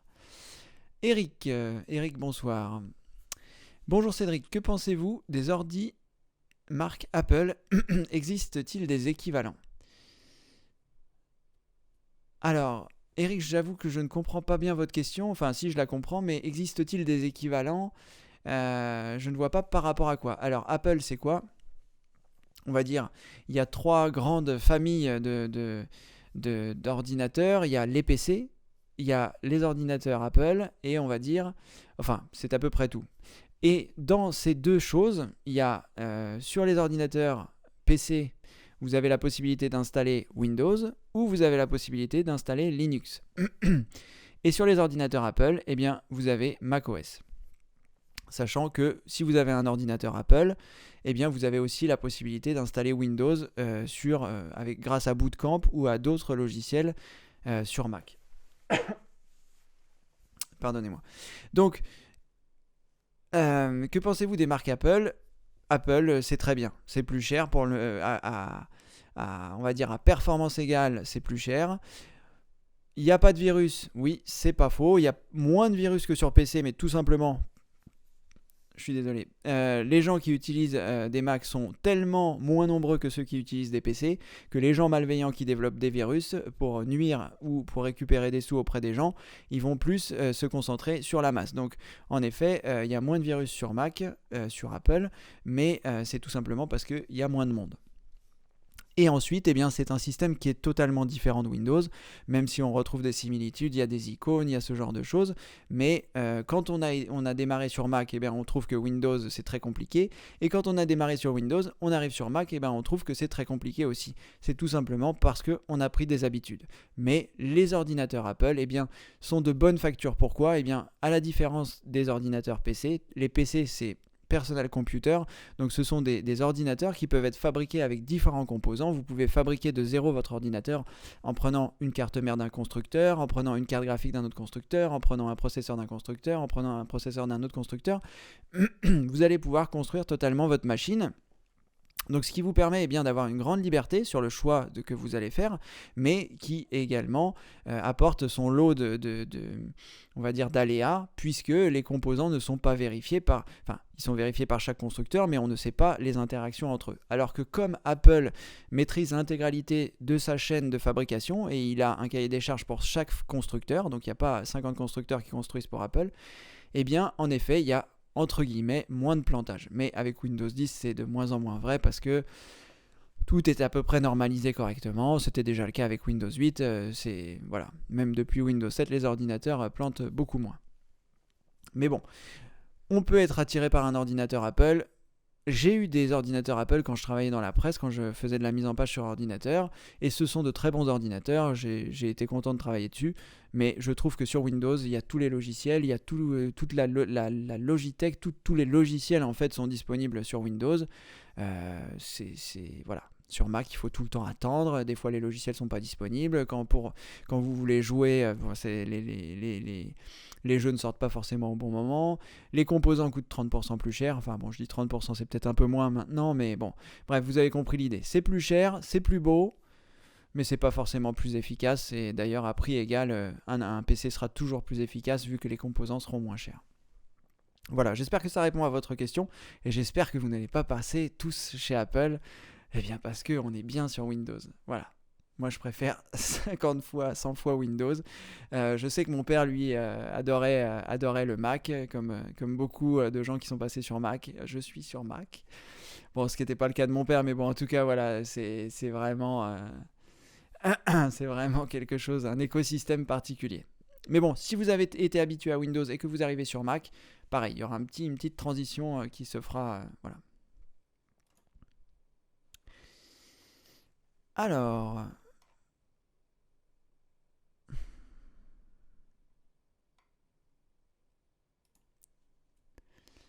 bonsoir Daniel. Alors pour ceux qui nous rejoignent, on est 25, j'avais pas vu qu'on était aussi nombreux, nous sommes 25. Donc pour ceux qui nous ont rejoints, qui n'étaient pas là au début, je vais juste refaire un petit récapitulatif pour que vous puissiez poser vos questions si toutefois vous venez d'arriver. En haut à droite, donc pour vous ça doit être là quand je le montre, et quand ce sera à droite, quand il s'agira de la retranscription, vous avez 9 petits points sur lesquels vous allez pouvoir cliquer et vous allez pouvoir choisir Q&A qui est donc le module de questions-réponses. Donc une fois que vous avez cliqué là-dessus, il y a un bandeau blanc qui apparaît sur la droite et vous allez pouvoir voir les questions, et tout en bas vous allez pouvoir remplir le champ pour poser votre question. Donc vous remplissez votre question, vous appuyez sur la touche entrée, ça va valider votre question et votre question apparaîtra dans la liste et je pourrai donc y répondre. Si toutefois vous ne pouvez pas poser votre question, eh bien c'est que vous n'êtes pas connecté avec votre compte Gmail. Donc dans ce cas-là, eh bien il faut vous connecter, vous vous rendez sur Google, vous cliquez sur Gmail, vous choisissez connexion. Ensuite vous vous connectez avec votre adresse email Gmail et eh bien ensuite vous aurez la possibilité de revenir sur le Hangout pour poser vos questions. Voilà, j'espère que c'est assez clair et nous allons donc continuer. Alors, Albert, merci de votre réponse, ainsi qu'à Alex et Sébastien. Je vais reprendre tout à zéro. Donc, Albert, j'espère que ça va vous permettre d'installer vos pilotes avec les indications que Alex, Sébastien et moi vous avons indiquées. Mais en théorie, vous avez vu, ça devrait bien se passer. Si toutefois vous rencontrez des difficultés, on essaiera de se débrouiller. Je téléchargerai le fichier pour vous, je le mettrai sur un FTP, vous pourrez le récupérer. Mais je préférerais que vous puissiez vous en sortir par vous-même avec les informations que je vous ai données, parce qu'il n'y a rien de mieux que de pratiquer. Alors, je vais un peu épurer les questions. Bonjour Nicole. Voilà, pas tout à fait les questions. Alors, Françoise, que pensez-vous de FastStone pour travailler sur les captures d'écran? Alors, je vous avoue que je ne connais pas du tout ce logiciel. Donc, ça va être difficile de vous donner mon avis. Je ne connais pas FastStone. On peut regarder éventuellement ce que ça donne sur Google. Hop, hop. Alors, FastStone. Ah, j'ai peut-être pas partagé mon écran, je suis en train de me dire. Oui, voilà, je n'ai pas partagé mon écran. Hop. Voilà, alors Fastone, Image Viewer, Screen Capture. Oh là. Donc apparemment le logiciel est compatible pour toutes les versions de Windows, XP, Vista 7, 8 et 10. Et donc vous allez avoir la possibilité de faire un certain nombre de choses. Ici, je ne sais pas si c'est payant, je ne sais pas si c'est gratuit. Il y a un onglet Buy, donc on doit pouvoir acheter. Peut-être il y a des versions qui sont gratuites. Honnêtement, je n'utilise pas ce logiciel, donc ça va être difficile de vous dire. Et je ferai quelque chose sur les retouches. Alors je ne sais pas dans quel type de retouches vous faites. Actuellement, donc je suis en train de faire un cours thématique sur Picasa. Il y a des retouches simples sur Picasa, donc pour l'instant il y a que quelques vidéos. Je sais pas où est-ce que vous en êtes resté tout à l'heure. Hop. Bon, en théorie, nous sommes de retour. J'espère qu'on va laisser une minute ou deux pour que tout le monde puisse revenir. J'espère que vous allez avoir le réflexe de retourner sur la page. Il nous reste une petite demi-heure et puis on fera un petit peu de rab. Donc voilà, j'espère que vous allez pouvoir revenir. Je vais patienter un peu. Là, je vais pouvoir fermer ça.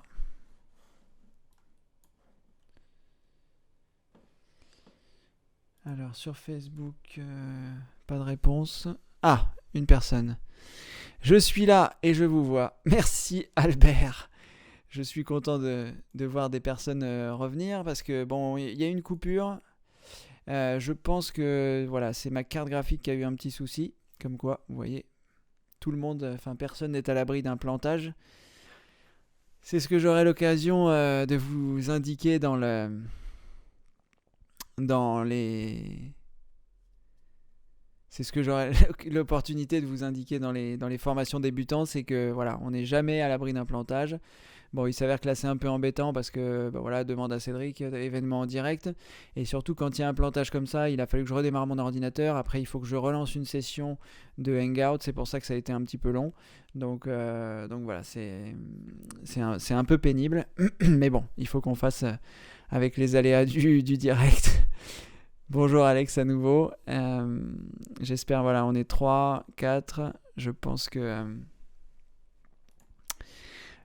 un moment ou à un autre, on va patienter quand même 5 minutes. Je suis désolé, donc toutes les questions ont été perdues. Si vous pouvez à nouveau les poser. En tout cas, si je n'avais pas répondu à vos questions, parce que, eh bien là, j'ai tout perdu. Il a fallu que je redémarre mon ordinateur et ça a pris un petit peu de temps parce que le logiciel qui me permet d'enregistrer le Hangout pour pouvoir avoir la retransmission, eh bien, il faut le temps qu'il enregistre les 200 gigas de données pour que je puisse après vous les retransmettre. Bon, je suis content de vous voir moi aussi, Roger. Je ne sais pas si j'ai eu l'occasion de vous dire bonjour. En tout cas, bonsoir. Bon, si vous avez des questions, n'hésitez pas, hein, vous pouvez les poser à nouveau, je vais y répondre. Donc pour les personnes qui viennent d'arriver, j'ai perdu toutes les questions, les questions auxquelles je n'avais pas répondu. Je suis désolé, il va falloir les écrire à nouveau. Et puis, eh bien, on va redémarrer pour ceux qui sont là, on va repartir. Allez. Bravo Cédric, je sais pas si c'est bravo, mais en tout cas, je suis content qu'on puisse continuer. Les aléas du direct, je crois que c'est ça. Alors, Marcel. Bonjour Cédric, pourrais-tu nous expliquer comment réaliser une clé bootable pour Windows 10 ? J'ai nettoyé mon PC hier avec tes logiciels et ComboFix ne fonctionne pas. Alors, comme on l'a dit tout à l'heure, je ne sais pas si vous étiez là tout à l'heure Marcel, ComboFix ne fonctionne pas sur Windows 8.1 et ne fonctionne pas sur Windows 10. Mais c'est peut-être une affirmation. Alors, comment réaliser une clé bootable pour Windows 10 ? Alors, qu'entendez-vous par là, une clé bootable ? Ça veut dire vous voulez réinstaller votre système de zéro et vous souhaiteriez créer une clé bootable pour pouvoir redémarrer, pour pouvoir créer un Windows 10 depuis le départ. Si telle est votre question, eh bien, c'est quelque chose qui est prévu dans la formation Windows 10. Donc, je ne l'ai pas encore terminé de la mettre. Enfin, je n'ai pas encore réalisé cette vidéo parce que c'est des vidéos qui vont me demander du temps pour expliquer comment on crée une clé bootable, comment est-ce qu'on réinstalle Windows 10 depuis le début. Pardon. Donc voilà, c'est quelque chose que je vais faire. Là, c'est compliqué de vous l'expliquer tout de suite. Vous avez la possibilité, sinon, de rechercher sur Windows. Je vais partager mon écran.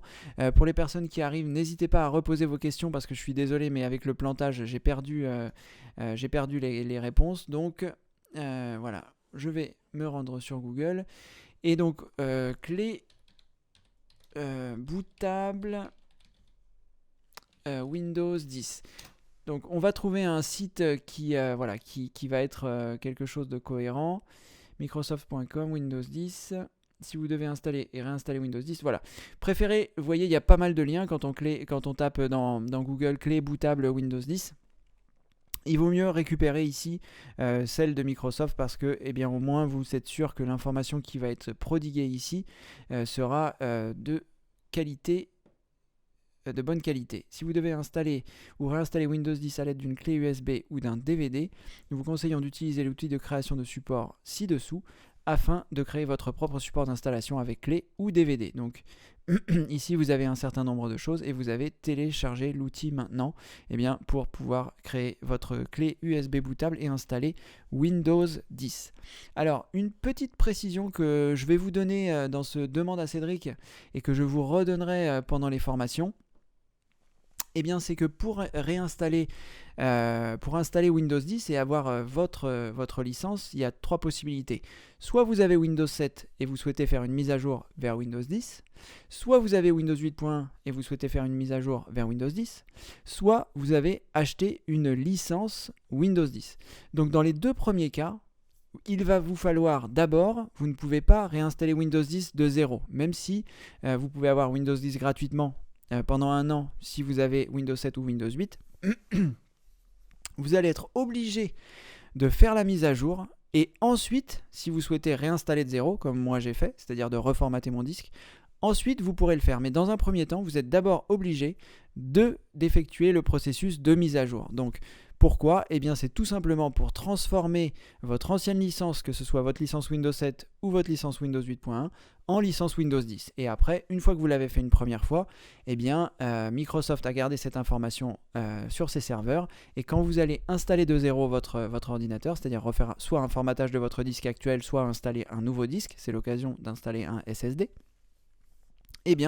Windows vous reconnaîtra votre clé. Si vous avez acheté une licence officielle parce que vous aviez Windows XP, Windows Vista ou que vous avez un nouvel ordinateur, etc., dans ce cas, vous avez le numéro de série avec vous et vous pourrez l'inscrire à ce moment-là. Donc j'espère, Marcel, que vous avez pu voir les manipulations que j'ai réalisées. De toute façon, il y aura dans la retranscription. Là, je suis allé un peu vite parce que je prendrai plus mon temps dans la formation Windows 10. C'est des choses qui sont prévues. Donc, voilà, vous pouvez créer cette clé bootable directement à partir du site de Microsoft. Voilà, Marcel, j'espère avoir répondu à votre question. Roger, alors, j'aimerais savoir si la mise à jour gratuite de Windows 10 gratuite est la même version que la licence en magasin payante. Tout à fait, c'est tout à fait ça. Alors, comment ça se passe ? Vous avez Windows 7, vous avez Windows 8.1 et vous allez faire votre mise à jour la première fois. Vous allez arriver sur Windows 10 et là, votre clé sera transformée dans une licence Windows 10 comme celle que vous auriez achetée dans un magasin. Donc, si par exemple, vous aviez Windows 7 professionnel, vous aurez un Windows 10 professionnel. Si vous aviez un Windows 8.1 professionnel, vous aurez un Windows 10 professionnel.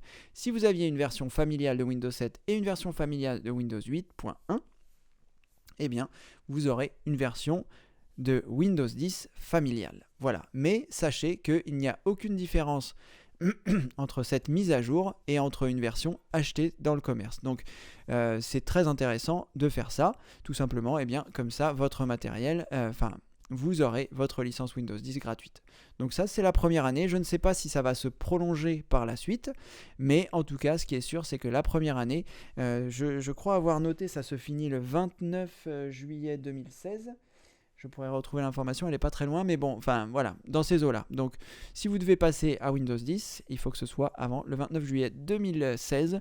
Mais rassurez-vous, la formation Windows 10 va avancer. Je vais essayer de faire des vidéos, 2 vidéos par semaine, pour qu'elle avance assez rapidement. Et donc, vous verrez le processus à la fois de mise à jour, à la fois de réinstallation depuis zéro. Et ensuite, eh bien, on verra comment se servir de tout ça.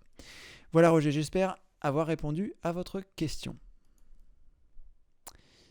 Alors, Alex, pour les sauvegardes automatisées, que pensez-vous du logiciel 5back Free? Alors, Alex, c'est un logiciel que je ne connais pas du tout. Pour les sauvegardes automatisées, que pensez-vous du logiciel 5back? Alors, je ne sais pas du tout si c'est un logiciel qui fait des sauvegardes intégrales de votre système ou si c'est un logiciel comme le petit champignon qui s'appelle... Je ne me rappelle plus de son nom, sauvegarde... Je l'utilisais. Cobian Backup, voilà. Ça, mon cerveau ne fonctionne de moins en moins, il va falloir s'y habituer. Cobian Backup, donc je ne sais pas si 5back est un logiciel comme Cobian Backup. Cobian Backup est un logiciel qui vous permet, une fois que vous l'avez installé sur votre ordinateur, eh bien, de programmer des sauvegardes, que ce soit tous les jours, toutes les semaines, etc. Et vous allez déterminer ce que vous souhaitez sauvegarder et à quel endroit vous souhaitez le sauvegarder. Donc c'est un logiciel qui tourne en tâche de fond et quand il détecte le moment où la sauvegarde doit être faite, elle est réalisée sur le support de votre choix, que ce soit un disque interne, un disque externe, une clé USB. Il faut que la clé USB soit branchée évidemment, mais voilà. Donc Alex, je ne sais pas du tout si ce logiciel fait ça, ou alors si 5back est un logiciel comme Acronis TrueImage. Donc TrueImage est un logiciel de l'éditeur Acronis qui permet, je crois que ça vaut 40 €, me semble-t-il, qui vous permet de programmer des sauvegardes intégrales de votre système. C'est ce que j'avais avant, que je n'ai pas encore remis en place. Il va falloir que je le fasse parce que je me suis dit que c'était pas très prudent si j'avais un problème avec mon SSD. C'est un logiciel qui, moi, j'avais programmé pour que tous les soirs à 8 h, il fasse une copie intégrale de mon SSD sur un disque externe. Donc, ce qui me permettait, même si j'avais un plantage le lendemain, je ne perdais pas tout le travail que j'avais réalisé la veille. Donc, je ne saurais pas vous dire. Moi, les 2 logiciels que j'utilisais, donc la version payante, c'était TrueImage Acronis, qui me permettait de faire des sauvegardes, et bien plus parce que c'est vraiment un logiciel très complet.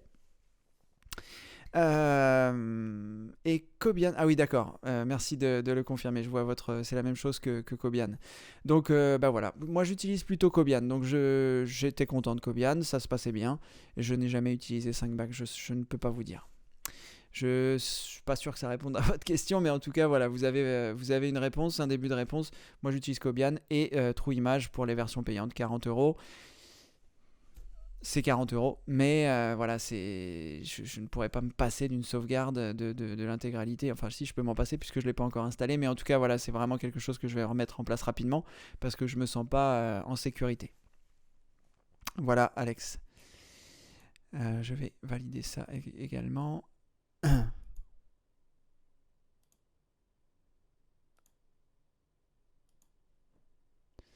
Alors, Marcel, merci, c'est tout à fait ça, j'ai migré de Windows 7 à Windows 10. Bon, et bien voilà.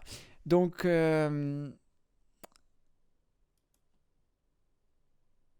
c'est une bonne question. Alex nous demande si Cobian fonctionne sur Windows 10. Je ne l'ai pas réessayé pour la bonne et simple raison que comme moi j'ai acheté TrueImage, je préfère utiliser TrueImage plutôt que Cobian parce que je préfère faire une sauvegarde intégrale de mon système, et bien plutôt que voilà de faire des sauvegardes partielles, puisque mes sauvegardes partielles sont faites sur mon NAS externe.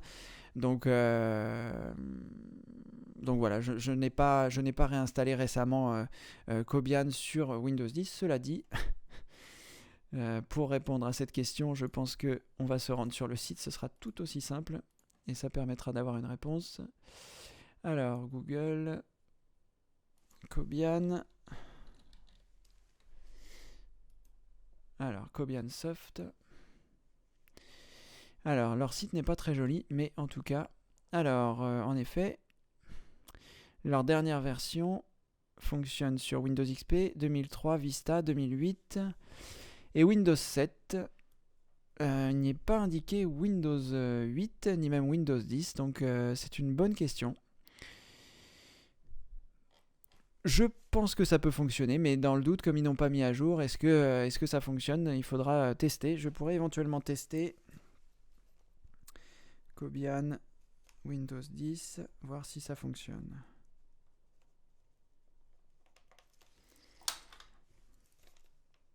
Voilà. Bon, apparemment pas. Alors peut-être que votre logiciel 5back fonctionne lui. J'imagine que oui, si vous en parlez. 5back. Ah, c'est pas du tout ce que je voulais. 5BACK. Voilà. Ah, il existe plusieurs versions. Alors. Ah, il est plutôt bien noté sur. Et il marche apparemment sur Windows 10. Alors, je vais quand même me rendre sur le site de l'éditeur juste pour voir à quoi ça ressemble. 5back.fr, est-ce que c'est ça?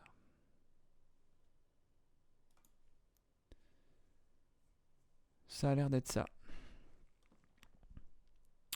Alors après, voilà, je sais. Oh, ça a l'air un petit peu complet comme logiciel. On doit avoir la possibilité de programmer des sauvegardes. Honnêtement, je sais pas. Ça pourrait être intéressant de faire une vidéo dessus. Bon, les sauvegardes, c'est pas prévu pour tout de suite parce que voilà, là, pendant la saison 2, il faut absolument que je fasse la formation Windows 10. Il faut absolument que je fasse la formation débutant. J'ai pris un peu de retard d'ailleurs sur la formation débutant. Enfin, pris un peu de retard. Je devais poster cette semaine la liste complète des vidéos. Voilà de ce que j'ai fait comme j'ai fait pour Windows 10 pour qu'on puisse en parler. C'est vrai que comme il y a 150 vidéos pour l'instant sur la formation débutant, je dois vous avouer que il faut que je les classe par module. Après, il faut que je les classe dans ces modules par ordre dans lesquels je vais les faire. Donc voilà, ça prend un petit peu plus de temps que prévu. C'est vraiment très très long de faire ce tri. Je veux rien oublier. J'ai envie que les personnes qui vont débuter soient vraiment pris en charge depuis le départ, de tout réapprendre. Donc voilà, c'est un travail colossal et c'est pour ça que j'ai pris un peu de retard. Donc les sauvegardes, ce sera plutôt dans la saison 3. Voilà. Donc voilà, merci pour le retour Alex. Une petite précision, dans la communauté, vous aviez parlé du logiciel Unchecky et Gabi a eu des soucis donc à l'utilisation. Ça ne remet pas en cause du tout ce que vous avez dit. Voilà, ça peut être un logiciel qui est pratique, mais voilà, je vais certainement l'enlever parce que un logiciel qui ne remplit pas à 100% ses fonctions, eh bien ça veut dire qu'on va perdre un petit peu de vigilance. Voilà, Gabi elle a essayé, elle s'est dit ah bah super, j'ai plus besoin d'être attentif. Donc moi 2 points par rapport à ça. Donc pour ceux qui ne sont pas au courant, dans la communauté on a parlé en fait, Alex nous avait recommandé un logiciel qui s'appelait Unchecky, et dont j'avais entendu parler et que j'avais pas encore eu l'occasion de tester. Et ce logiciel Unchecky permet de vérifier en fait les cases qui sont cochées et qui, sur les logiciels. Lorsque vous installez des logiciels, il y a parfois des logiciels malveillants. Et donc ce logiciel Unchecky était censé être capable de décocher ces cases pour pas que ces logiciels malveillants s'installent. Je pense que c'était un bon logiciel à un moment, mais que les personnes malveillantes trouvent toujours des parades à ces logiciels. Des fois, il faut répondre, c'est tellement alambiqué qu'on ne sait pas quoi répondre. Et donc voilà, Gabi a perdu un peu de sa vigilance par rapport à ça, et donc moi je trouve que à la fois installer un logiciel qui sera en résident, pardonnez-moi, à la fois installer un logiciel qui sera en résident et ne pas avoir une complète satisfaction, voilà, ça fait perdre un peu de la vigilance, ça fait perdre un peu de la rapidité de l'ordinateur. Donc voilà, c'est pas quelque chose que forcément j'aurais installé. Je pense que c'est un logiciel qui vous convient parfaitement parce que vous savez qu'il faut aussi rester vigilante par rapport à ça, mais je vais l'enlever parce que j'ai pas envie que les gens l'installent en se disant je serai tranquille, et voilà. Ne m'en veuillez pas, en tout cas c'était sympathique de votre part de le proposer. Alors, Roger, quand je clique sur démarrer, comment je fais pour aller sur tous les programmes installés quand j'étais sur Windows 7? Alors, je suppose que vous êtes sur Windows 10 et que voilà. Donc je vais vous montrer, j'espère que c'est bien ça, vous étiez sur Windows 7 et que voilà. Donc lorsque vous êtes sur Windows 10, je vais réduire le navigateur. Quand vous êtes ici, je vais supprimer ça. Donc vous cliquez sur le menu démarrer ici et vous avez toutes les applications qui se trouvent ici. Donc vous cliquez et là, eh bien, vous allez avoir toutes les applications installées sur votre ordinateur. Ce que vous pouvez faire, c'est si par exemple vous voulez aller sur la lettre T directement pour vérifier les applications qui sont en lettre T, vous cliquez sur la lettre A et vous cliquez sur la lettre T et vous arriverez directement, eh bien, sur les applications de la lettre T. Donc ça vous permet, si vous étiez à la lettre A, eh bien, de ne pas avoir à tout faire défiler pour arriver ici. Vous avez compris le principe. Donc vous pouvez cliquer sur n'importe quelle lettre. Là j'ai cliqué sur M. Si je clique sur M, je peux revenir sur 09, etc. Vous avez compris le principe. Donc, vous cliquez sur le menu démarrer et vous cliquez ici sur toutes les applications. Évidemment, tout ça, c'est des fonctions que je vais couvrir dans la formation Windows 10, mais bon, pour vous simplifier la vie et pour que vous ayez votre réponse tout de suite, eh bien, vous avez la possibilité de faire comme je viens de vous l'indiquer. Voilà, Roger, espérant que ça a répondu à votre question. Bon, nous sommes 5 actuellement, donc on a perdu pas mal de gens qui n'ont certainement pas eu le courage de se reconnecter. Je vais continuer malgré tout bien, de répondre à vos questions. Si vous avez à nouveau des questions, n'hésitez pas. Et puis voilà. Alors, pas de souci. Pas de souci, Cédric. Pour ma part, je fais attention à l'installation et Unchecky a toujours fait son boulot sur mon PC. Mais j'apprends qu'il faut mieux être vigilant par rapport aux débutants. Voilà, donc c'est vrai qu'il faut faire attention. Peut-être que les logiciels que vous avez installés n'étaient pas si malveillants que ça. Il y avait quelques petites cases à décocher, tout allait bien. Mais bon, c'est vrai que moi, il m'est arrivé de constater chez des clients que voilà, les logiciels sont de plus en plus malicieux, et quand vous cliquez sur quelque chose, il faut répondre non, il faut bien s'assurer que c'est ça. Enfin, c'est vraiment, vraiment très compliqué d'installer aujourd'hui des logiciels gratuits de façon simple. Donc voilà, c'est certainement un bon complément pour vous puisque vous l'utilisez, mais en tout cas voilà, je préfère que les gens restent vigilants ou qu'ils n'installent pas les logiciels, parce que quand on est débutant, qu'on installe un logiciel gratuit et que on se retrouve avec un logiciel gratuit où il y a énormément de logiciels malveillants, on va ruiner son ordinateur en vraiment quelques clics, quelques jours. Et après, c'est vraiment très compliqué enfin, pas très compliqué, mais pour tout renettoyer, c'est vraiment pénible. Donc voilà, pour les gens qui débutent, faites vraiment très attention lorsque vous allez installer des logiciels, parce que c'est toujours un petit peu délicat. Voilà. Alors, une petite précision supplémentaire que je vais indiquer par rapport à ce que nous demandait Roger. Je vais repartager mon écran par rapport aux applications. Voilà, quand vous cliquez sur le menu démarrer et que vous cliquez ici sur toutes les applications, vous avez donc la possibilité, comme je vous l'indiquais, de vous rendre sur une application. Et là, vous allez avoir la possibilité de la glisser dans votre menu démarrer qui est ici. Donc moi, mon menu démarrer est un petit peu grand. Pourquoi ? Parce qu'on a la possibilité de l'agrandir à la fois en hauteur et à la fois... Hop, je vais le remettre à la bonne dimension. Voilà. À la fois en largeur et à la fois en hauteur. Voilà, on peut faire un petit peu ce qu'on veut avec le menu démarrer. Donc je vous montrerai ça évidemment dans d'autres vidéos, dans les vidéos de Windows 10. Mais là où je voulais en venir sur toutes les applications, c'est que si par exemple... vous souhaitez rajouter une application, donc je vais venir ici dans TechSmith, pas du tout, ici. Et si je veux rajouter cette application ici dans mon menu démarrer, j'ai juste à la cliquer et à la glisser et elle apparaîtra ici. Si elle est déjà épinglée dans ce menu, vous voyez, lorsque je veux la glisser dans mon menu démarrer, il me dit qu'elle est déjà épinglée, donc je ne peux pas la rajouter. Ce qui est plutôt bien fait. Et sinon, si par exemple je veux rajouter cette application Xbox, j'ai juste à la glisser à l'endroit que je souhaite et elle va apparaître ici. Je rentrerai plus en détail par rapport au menu démarrer dans la formation Windows 10, mais en tout cas, voilà, le menu démarrer est devenu quelque chose de vraiment énormément paramétrable.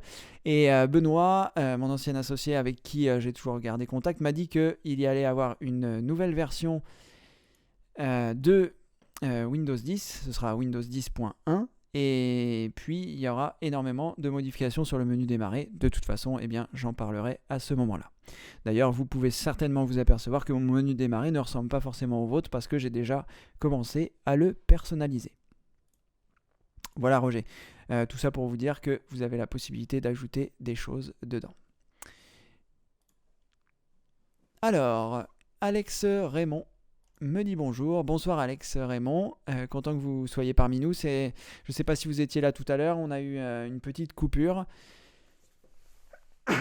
Pardonnez-moi, j'ai un petit peu mal à la gorge. On a eu une petite coupure, ce qui a eu pour effet de perdre un grand nombre de spectateurs. J'espère que voilà, ces gens auront la possibilité de revenir à un moment ou à un autre.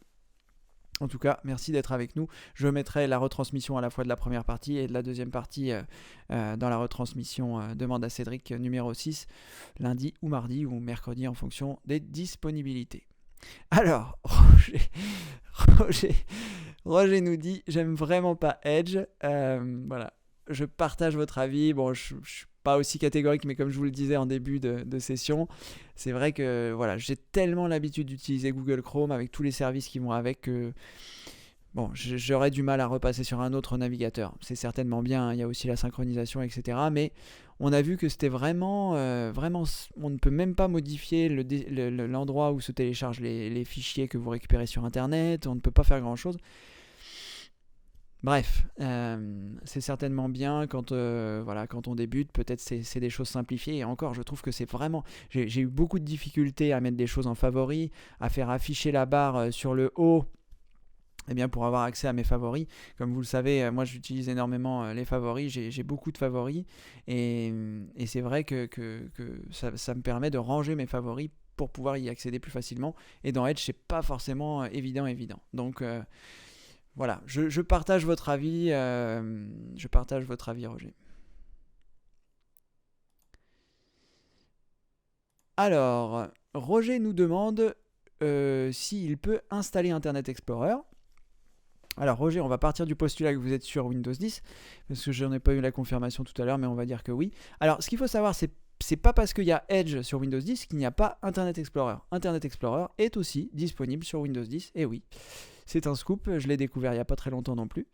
C'est mon ami Tom qui m'a dit que c'était le cas. Donc comment faire ? Eh bien, vous cliquez sur le menu démarrer, vous tapez Internet Explorer et vous voyez, eh bien, Internet Explorer est ici. Alors pour moi, il ne s'est pas ouvert sur le bon écran, mais voilà, je le remets sur le bon écran. Et j'ai ici Internet Explorer. Ce n'est pas Edge, c'est bien Internet Explorer dans sa version 11. Internet Explorer 11. Donc Internet Explorer est bien installé sur Windows 10 et Edge aussi. Voilà, ça fait 2 navigateurs plus Google Chrome que je vous conseille de réinstaller. En ce qui me concerne, j'ai installé les 3 navigateurs principaux. Enfin, j'ai les 2 navigateurs que sont Mozilla Firefox et Google Chrome. Comme ça, si je rencontre des difficultés, eh bien, j'ai tous ces navigateurs qui me permettent de m'en sortir. Et si toutefois ça ne marche pas sur l'un, j'essaye sur l'autre. Pardonnez-moi. Voilà Roger, j'espère que j'ai répondu à votre question. Et voilà.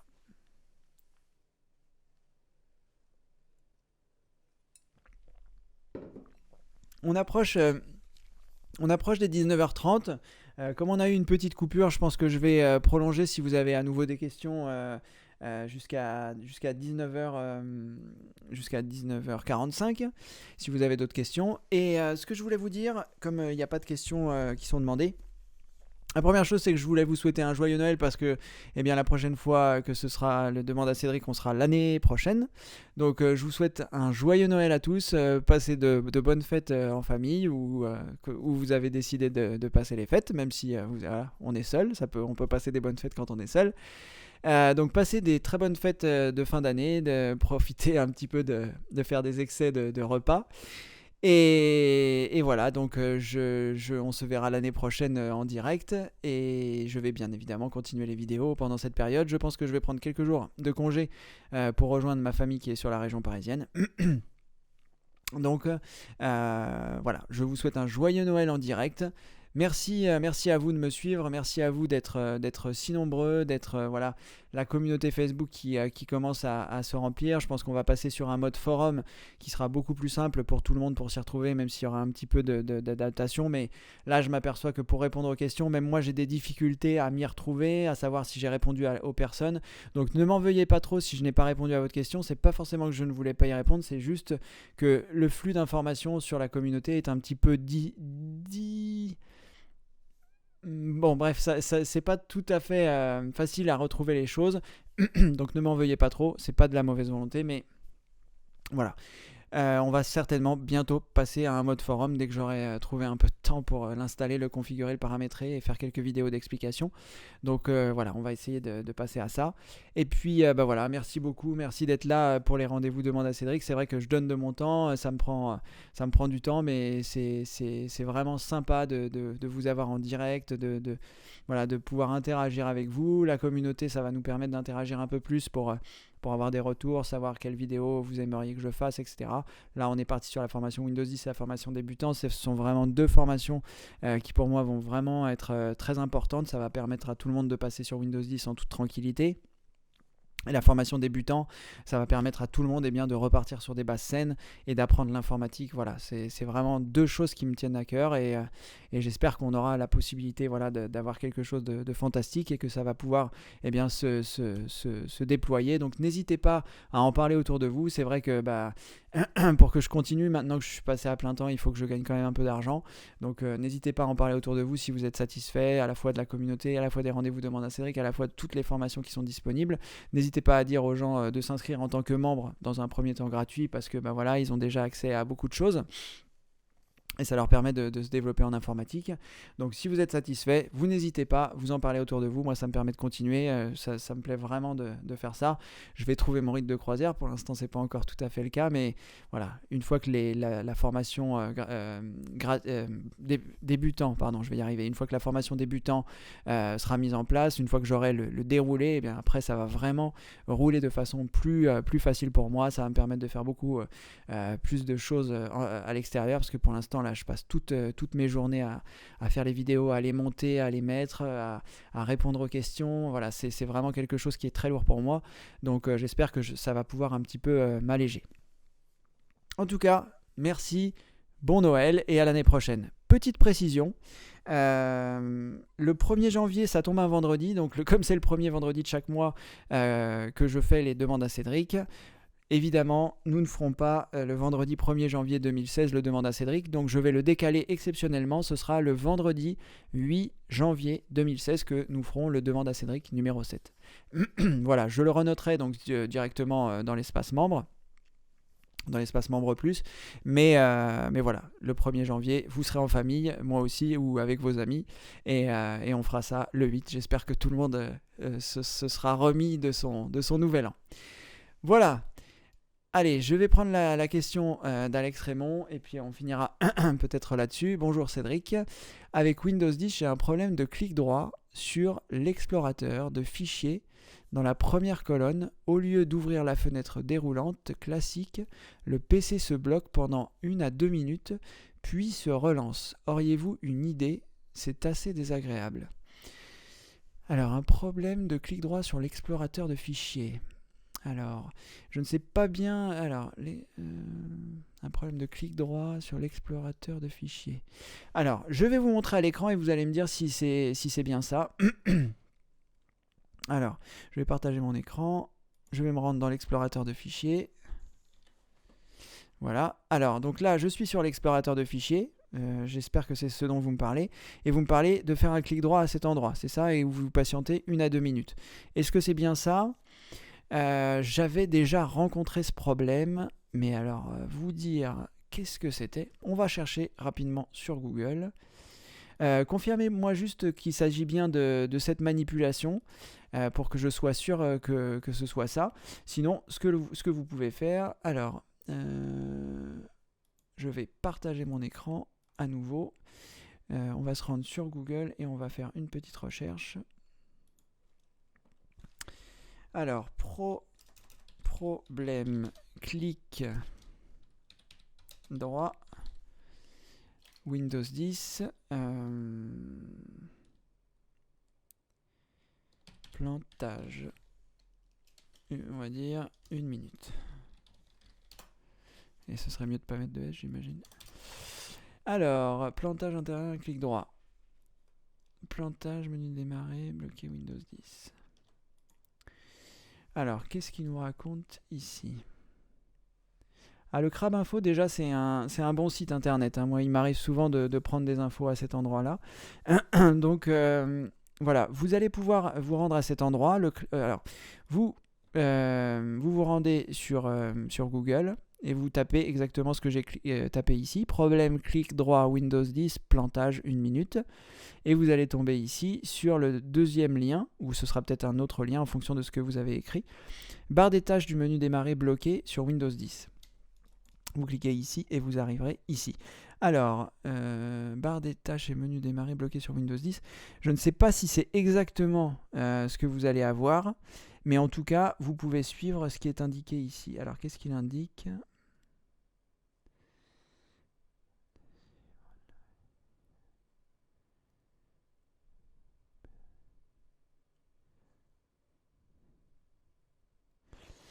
Alors voilà, il explique que ça peut réparer l'image de Windows 10. Donc ça peut être une bonne piste à suivre. Méthode 2. Oh là, ça c'est un petit peu plus compliqué. Bon, en tout cas, vous pouvez suivre la méthodologie qui est indiquée ici et voir si ça va fonctionner pour vous. Parce que je ne suis pas 100% sûr que ce soit votre problème. Néanmoins, on peut éventuellement chercher d'autres choses.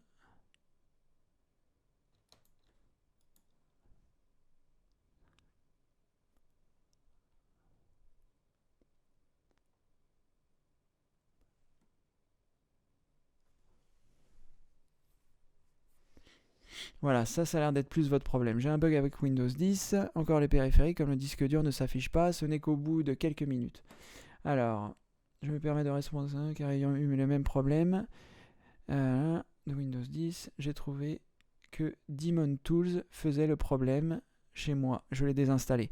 Alors, est-ce que vous utilisez Daemon Tools, Alex Raymond? Daemon Tools, c'est un logiciel qui permet de créer un lecteur CD virtuel. Donc si c'est le cas, eh bien il vous faudra le désinstaller parce qu'apparemment c'est lui qui pose le problème. Donc voilà, est-ce que vous avez Daemon Tools? Si c'est le cas, il faut le désinstaller et voir si ça a corrigé le problème. Si ça n'a pas corrigé le problème, c'est que ça vient d'ailleurs. Et sinon, eh bien... Sinon, vous pouvez regarder le lien que je vous ai indiqué. Mais dans un premier temps, essayez d'abord, voilà, si vous avez Daemon Tool, de le désinstaller. Sinon, eh bien, rendez-vous sur le site du Crabe Info pour voir les solutions qui sont proposées. Ça a l'air d'être des choses qui sont bien concrètes et qui risquent de pouvoir vous aider. Alors, je passe par l'icône Windows en bas à gauche, par clic droit, puis explorateur de fichiers. Alors, je vais le faire. Alors, Windows en bas. Alors là, ne vous inquiétez pas, vous ne voyez pas mon écran, mais moi je suis en train de réaliser les manipulations pour être sûr. Alors, je passe par l'icône Windows en bas, à gauche, par clic droit.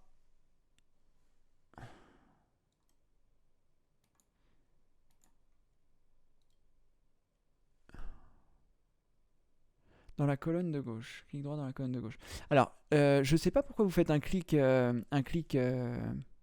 droit, pardon. Parce que quand vous allez cliquer sur le menu démarrer, il vous suffit simplement de faire un clic gauche. Je vais partager mon écran pour que vous puissiez voir.